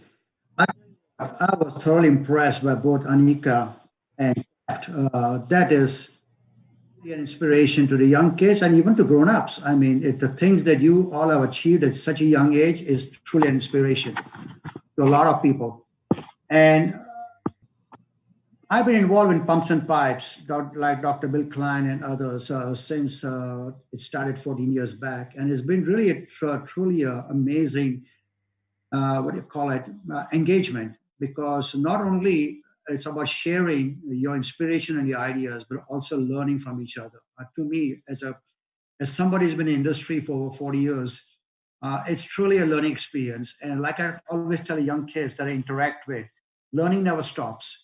Just because you finish high school, just before you graduated, just because you finish college, learning is a continued experience, because especially in this time and age, when things move so rapidly, if you're very comfortable in what you're doing today, you're going to be obsolete tomorrow. So just be aware of it. So the engagement with STEAM has truly been very informative for myself personally. I've been engaged in mentoring young engineers, high school students for a long time in my career. Before I became a CEO of Intech Nanomaterials, I was a VP of technology for a major all-service company called Baker Hughes. And every opportunity we got, we used to invite students from high schools, from colleges to come and visit our research labs. And what I found was when they see how engineers work in what kind of environment, including some of the kids were impressed that they were guys were actually working in a lab with coveralls and gloves and putting the tools together. It makes them really understand how technology is applied. And I think that's very critical, because kids love through interaction. You know, when they get into math and science, for them to learn earlier on how to apply that in real life really opens up their minds. And one special experience I had recently was when I was a VP of technology at Baker, was the engagement we had with a group called Force Robotics. And I actually was lucky enough to grade judge some high school robotics project. And I found out that Force Robotics, for example, our multiple clubs, offers various kits to kids from kindergarten all the way to high school. So my message is get involved in those kind of things, especially now with COVID environment. It's very difficult for face-to-face interaction, but not only with your own kids, with your grandkids, with your neighbors' families, things like that. Encourage them to get involved in clubs like these earlier on, where you start learning how to work together as teams. To me, that's the most critical skill to have in this growing economy, is to teach kids earlier on how to work in teams, how to communicate, how to listen, how to learn from each other. And as you can see from all of our presenters today, from the experiences, it's all about learning from each other. And that's how innovation happens. Innovation doesn't happen in vacuum. It usually happens with multiple disciplines working together in teams. And that's one thing you learn very quickly of how to communicate and learn. Because individual stars are great, but in a real professional world, one has to learn the skills early on in your life, especially in starting from kindergarten, middle school, you name it, is learning how to talk, communicate, listen, and work together as teams. I cannot emphasize more than that. And the reason STEAM education provides that platform is because it helps you develop the skills early on and gets you excited in math science as a discipline, because that is one thing, it's a journey. It's like I said earlier on, you continuously keep on learning. And you develop some unique skills to analyze problems and build and relate to each other. And it's very important to apply these concepts in real worlds, because by teaching them earlier on foundational skills that are needed to really aggressively participate in this dynamic global labor market. And these skills are very important down the line. Zenobia, you got anything to add to my comments? Yeah, I definitely echo everything that you just said. We have been using a blended learning platform here within HISD, and we've been using it for quite a while, but the blended learning platform and project-based learning incorporates the collaboration piece, the communication, finding a problem, solving a problem, reaching out to mentors to help those students engage with the industry aspect of a problem. So when we do talk about, what is education doing? How is education preparing our students? Well, our wonderful scholars from DeBakey, they're prime examples of students who are engaged and submerged in the work and able to talk with colleagues that are on the same level as them doing work that either they are currently in or they aspire to do. So, when we look at where we are in COVID, one of the challenges that we had within the department that I work in is how do we incorporate STEM when we're not face to face with our students? And I was telling my specialist, I said, hey, this is our stage. This is our platform. Like, this is what we were born to do, to solve problems. So let's put our critical thinking hats on. Let's, think outside of the box. And we were able to come up with STEM kits that we sent home. We've seen a greater increase of parent participation with students having to build their spaghetti towers or launch their rockets at home. And, parents are, why do I need to do this? Well, Mom, I need an extra hand. And so not only are we building, our students within STEM, but we're building their parents, we're building family structures. And, you mentioned earlier about our students being able to work together, to communicate, to accept challenges. I know we're in this, very strong technological world, but going back to board games, playing checkers, playing chess, these are all games that provide levels of strategy. You have to know the rules in order to be successful in the game. I taught my daughter how to play phase 10 over Thanksgiving break, and the first couple of phases, she was losing horribly, but by the time we got to phase 8 and 9, she was beating everybody. So it's all about not only teaching our children how to solve problems, but also teaching them how to lose gracefully. I know we don't want to talk about failing, but many of our greatest inventions have come out of failure. Some of our greatest innovative, projects and just successes have come out of failing. And, the one thing I always tell my specialists when they're having their STEM camps, your job is to make your kids fail every day. Why? Because there's a learning in that. We're not trying to break them down. We're trying to let them see and understand you're going to fail a lot more times than you're going to succeed. But those times that you succeed are going to be great. They're going to be monumental. So we don't want our babies to fail, whether they be at kindergarten or senior, and then just give up. Our speakers just before just said persistence, resiliency, and they just turned 18, and some of them not even 18 yet, and they understand it. So that is a message that we're definitely trying to send to our babies starting from pre-K all the way up to senior level. So when they get to college, when they get to industry, they're ready for you, Rustam. So I'm trying to make sure that our scholars are ready for industry. They're ready to collaborate and work with whoever they come in contact with. So that's all that I have from the education side. I think we're about at our time. And I just want to send a special shout out to Pumps and Pipes, Houston ISD. We've been in partnership with you all for such a long time. I think I was introduced to Pumps and Pipes back in 2013, 2014, and have enjoyed this wonderful adventure with you all. And we look forward to the continued partnership and collaboration. I just have a closing comment to everybody listening. Make yourself available.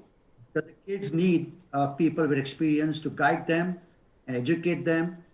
And trust me, by mentoring, you learn a lot yourself. And being available to the kids, especially right now in this tough environment we are, all we can do is be there for them and be willing to talk to them.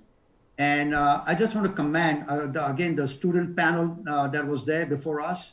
And I think Tafton really expressed themselves very clearly. It takes courage, perseverance, commitment, and focus, because defining a problem is 80% of the solution. Just keep that in mind. It's the problems all around us. You just have to look for them, and there are solutions too, but it takes a commitment to do it. So Again, thanks to Pumps and Pipes for this opportunity, and thanks Zenobia for the group. Thank you, Rustam.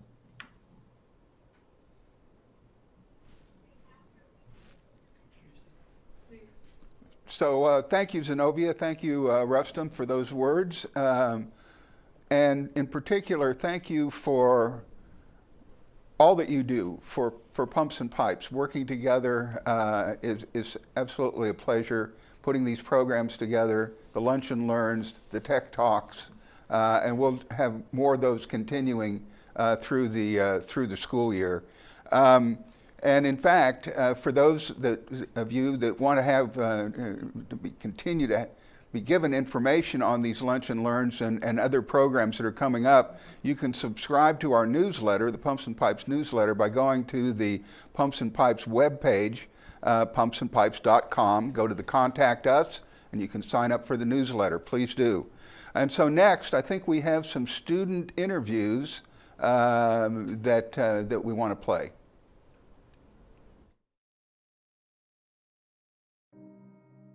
My name is Vernon Mosley III, and I'm a senior at Sterling Aviation Early College High School.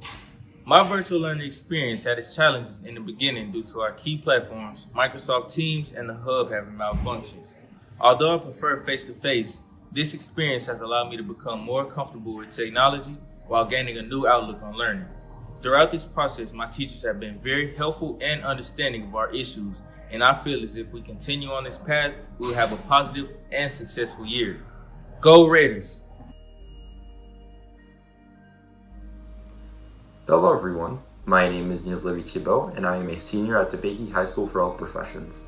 My experience learning virtually has been a mixed one, but overall rather good. I consider myself quite lucky. My parents have been able to keep their jobs and work from home, and I have not had to seek out employment. So yes, virtual learning has been an overall good experience. The flagship science labs and shadowing experiences that DeBakey is known for have been difficult to replicate in this virtual setting, but I appreciate every effort that my teachers have made. This has been an unexpected learning experience for us all. I will admit that sleeping in has been quite nice, but I do miss seeing my friends every day in person. While I would like to experience the fun that second semester of senior year has been made out to be, I understand the situation, and I know that DeBakey will make the right decision when it comes down to it. Thank you.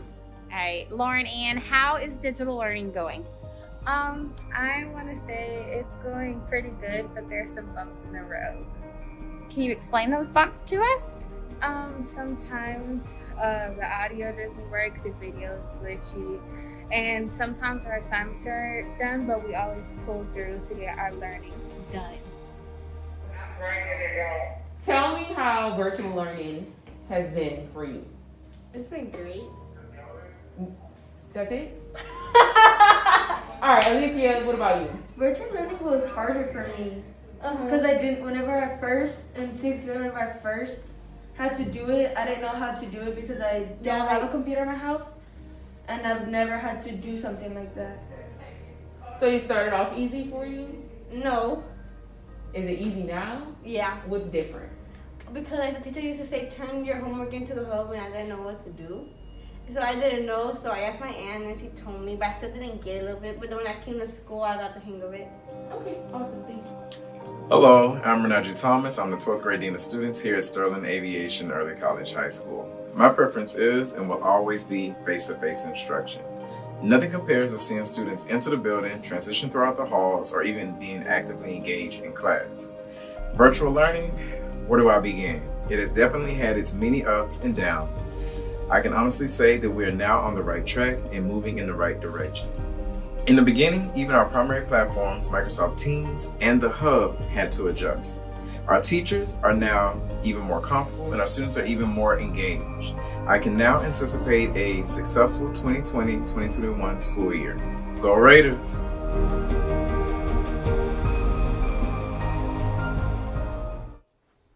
Absolutely fantastic. I would like to give a shout out to the students there who are really letting us know their problems. And as Rustam said, 80% of the solution comes from understanding the problem there.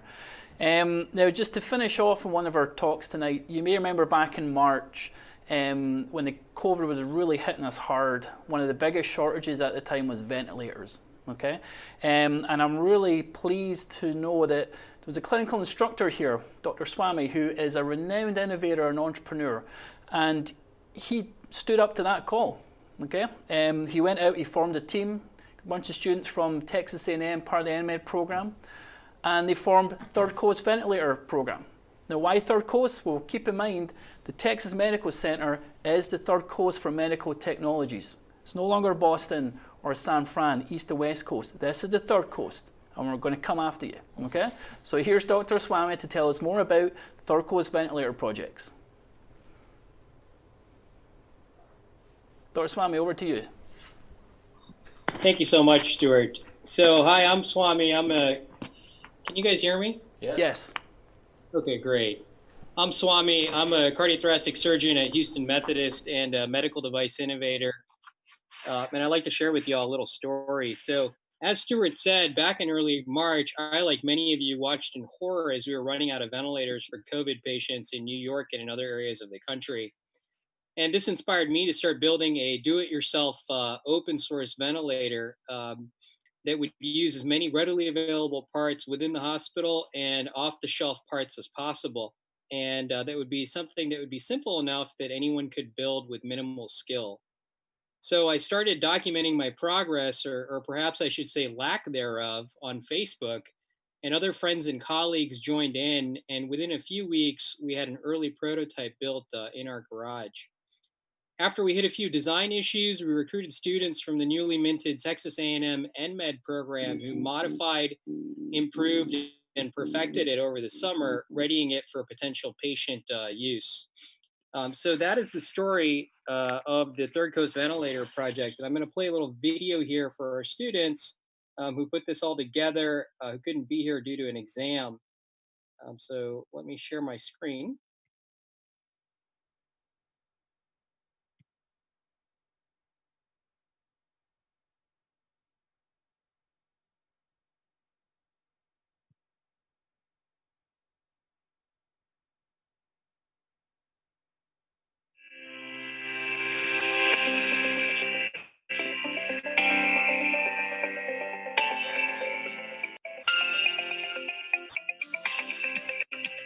And early in the pandemic, we were watching Governor Cuomo ask for ventilators. I thought that Tim would be able to design one. And I asked him, I said, you could build a ventilator. So we really put our minds together. We built a prototype in our garage, and that's where the story starts. And I started out on this project when I answered a Facebook message from Dr. Swami. He posted a ventilator idea he was doing because of the shortage. He, at that time, incorporated more knowledgeable people with technicians and doctors and engineers, some of the finest I've ever worked with, and they have developed this into a great device that we've had to, of course, graduate into microcontroller and processing. When we did that, we pulled in some amazing students from the local colleges that were able to really take charge in this and develop the ventilator into a beautiful device that is able to help save lives around the world. From the garage, now the Third Coast Ventilator Project is on its way to the hospital setting to save lives. Let's look at this video to see how it exactly works. So we initially created a very simple ventilator consisting of a modified Arduino microcontroller, a hospital issue rotometer, 2 solenoid valves, and a modified respiratory circuit. So the controller initiates the action by opening the inspiratory solenoid valve that's here in green and closing the expiratory solenoid valve that's here in red. The air and the oxygen then basically goes into this modified respiratory circuit. The patient can take a breath in as a tidal volume, and any excess air that's pressurized can be released through this limb, which is the PIP limb, or the positive inspiratory pressure limb. When it's time for exhalation, the controller basically just turns the inspiratory valve off and turns the expiratory valve on, and air can egress through this expiratory limb or through the PIP limb. There's also a feature for spontaneous breathing. So there's a rescue airway limb that allows for that. Air can come in this way, go into the patient, and again, excess air can egress via this limb or the expiratory limb. The device thus allows for pressure-regulated, volume or flow-controlled ventilation and will meet the ventilator needs of about 80 to 90% of COVID patients. It only has a few moving parts, and most of the patient contacting parts are already FDA-approved parts that are present within existing respiratory circuits. The initial prototype was promising, but it had some problems, and that's when the Texas A&M NMed students came in and saved the day. Dr. Swamy reached out to the NMed program for help on the ventilator project. The NMed program offers engineers a medical degree in hopes to spark innovation in the field. Third Coast Ventilators allowed us a unique out-of-classroom experience in medical device design that highlighted the integrated nature of NMed. While learning about the pulmonary system, we were able to incorporate engineering lectures for a real-world application.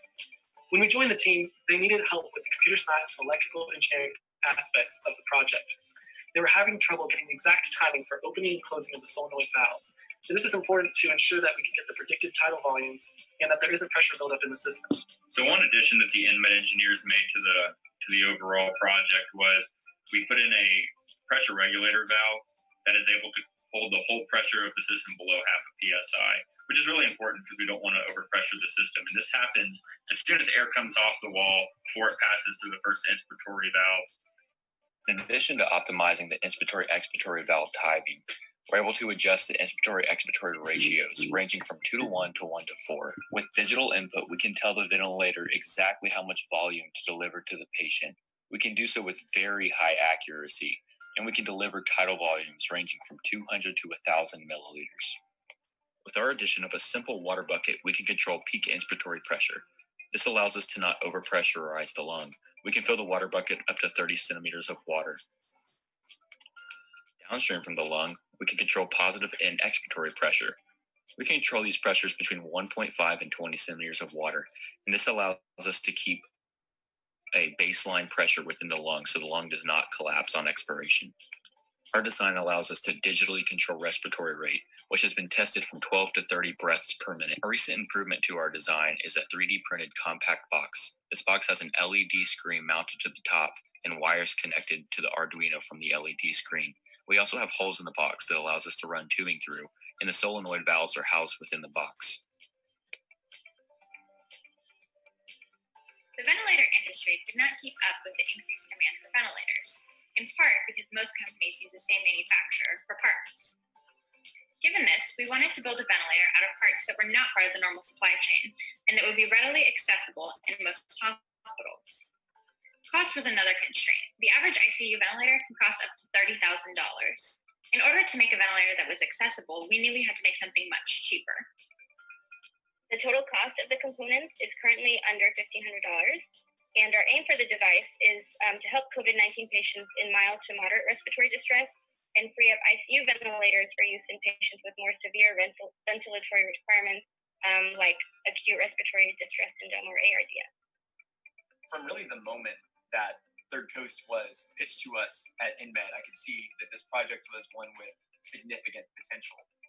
Taking something as complicated and expensive as a ventilator and flipping it open source at 100th of the cost is just enough to make any engineer feel incredibly fulfilled. And it's been a real pleasure to work on this project. Now that our design has been validated, we are excited to move forward with our product and work to publicize the Third Coast Ventilator project. Our team is currently working to develop alternate configurations of the device, including one which is capable of automatically altering the flow rate based on the physician's desired inputs, and another which can monitor the machine's outputs to the patient and automatically make adjustments to ensure consistency. Our ultimate vision is to have a variety of ventilator models, which can be assembled by users at any skill level and regardless of budget. We wanted to utilize parts which are easily sourced and allow users to determine which model will be the best for their practice. Our designs do not require access to a lot of expensive fabrication equipment, such as 3D printers and PCB milling devices, because we didn't want to exclude a significant proportion of potential users who are not at large academic centers. We envision our product being used by anyone who is in need of an easily built, low-cost, robust ventilating system. Our ventilator design is available on our website, thirdcoastventilatorproject.com. There you'll find a parts list, assembly instructions, instructional videos, and device specifications. Our device design and corresponding microcontroller computer program is accessible and available via an open source repository, also found on our website. And it's our hope that our progress will be able to contribute to helping patients with COVID-19.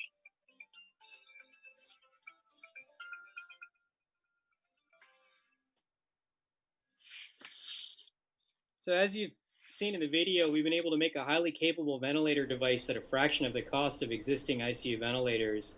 And we're exploring whether or not there's a potential business opportunity here to develop a disposable or nearly disposable ICU-capable ventilator device that can function as a ventilator, a CPAP, a BiPAP device, and disrupt the current capital equipment model that dominates the market today.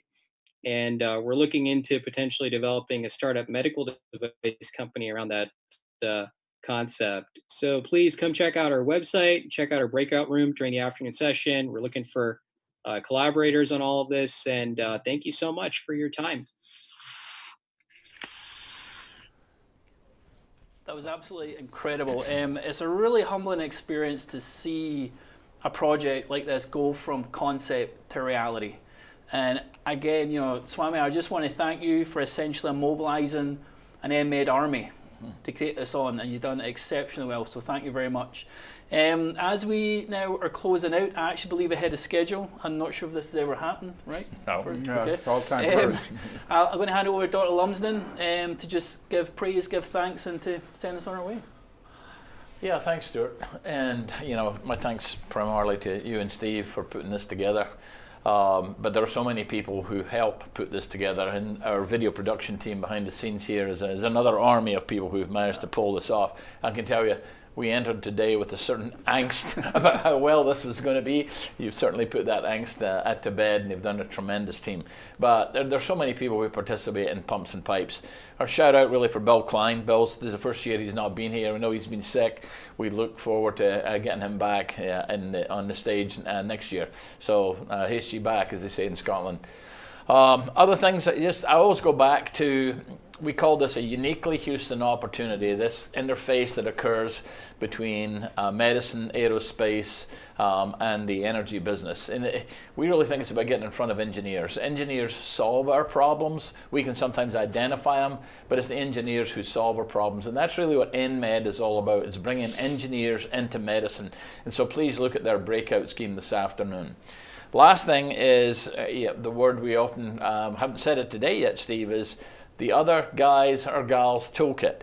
I honestly believe that the big leapfrog opportunities are when we stare into somebody else's toolkit. I really don't learn that much from vascular surgeons anymore, but whenever I can go into the operating room or the interventional suite of another specialty, or even more exciting is to get into the research labs, you know, at Halliburton's or ExxonMobil when Bill was over there. It was just incredibly exciting for us because we all work in fluid dynamics, we all work in robotics, and it's a matter of seeing what those applications can actually be. So thank you all for participating. I'm going to hand it over to Stuart, who's going to tell you a little bit about the logistics for the afternoon session. And I think he's got a special surprise for you before you even get to that.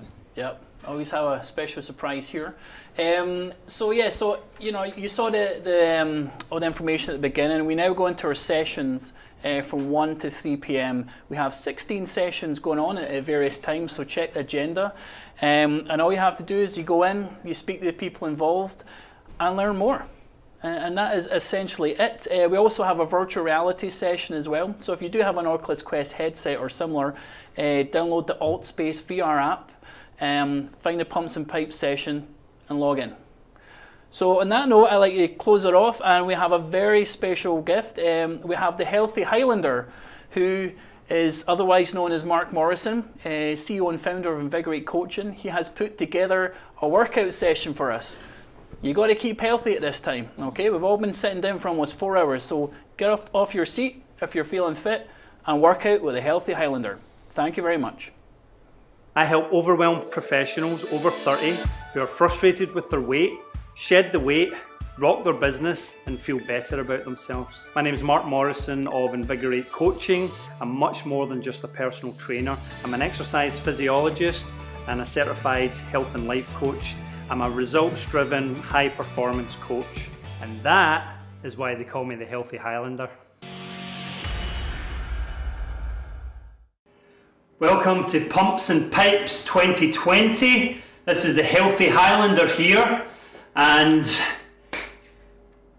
I'm here to get you warmed up and get the blood pumping through those pipes. So stand up out of your seat, your chair, shake it off, okay? and we're going to do 4 minutes of exercises. We're going to start with 30 seconds of marching in 3, 2, 1, go. Let's march it out. Come on. That's it, you can do it. Swing those arms.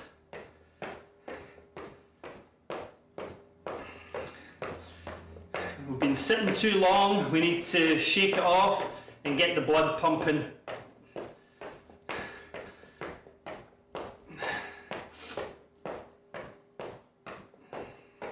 Alright, next one, get ready to do lunges. 3, 2, 1. Okay, lunge, alternate legs. Lunge. Keep switching legs each time. There we go.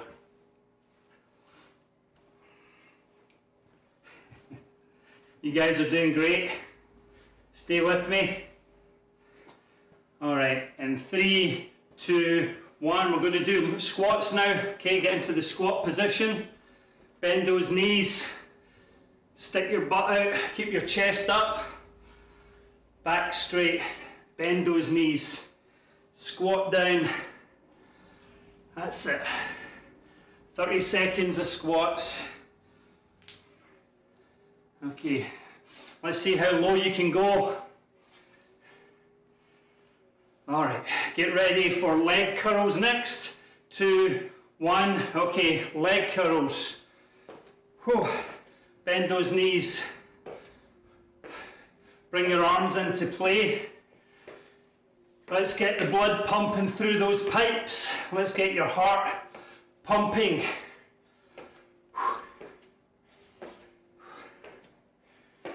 You guys are doing great. All right, in 3, 2, 1. Okay, reach across. Really stretch. Bring those arms across and tap your toes. All right, 30 seconds of this. And then get ready to bring your arms up over your shoulders. And 3, 2, 1. Okay, arms up. Bring those arms up. There we go.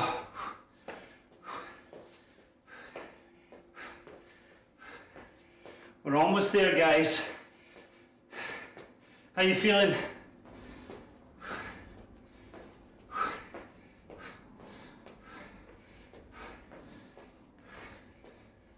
All right. Hang in there. Get ready to do push-ups in 3, 2, 1. Okay, down into the push-up position. And go. You can do modified if you need to. Just do what you can.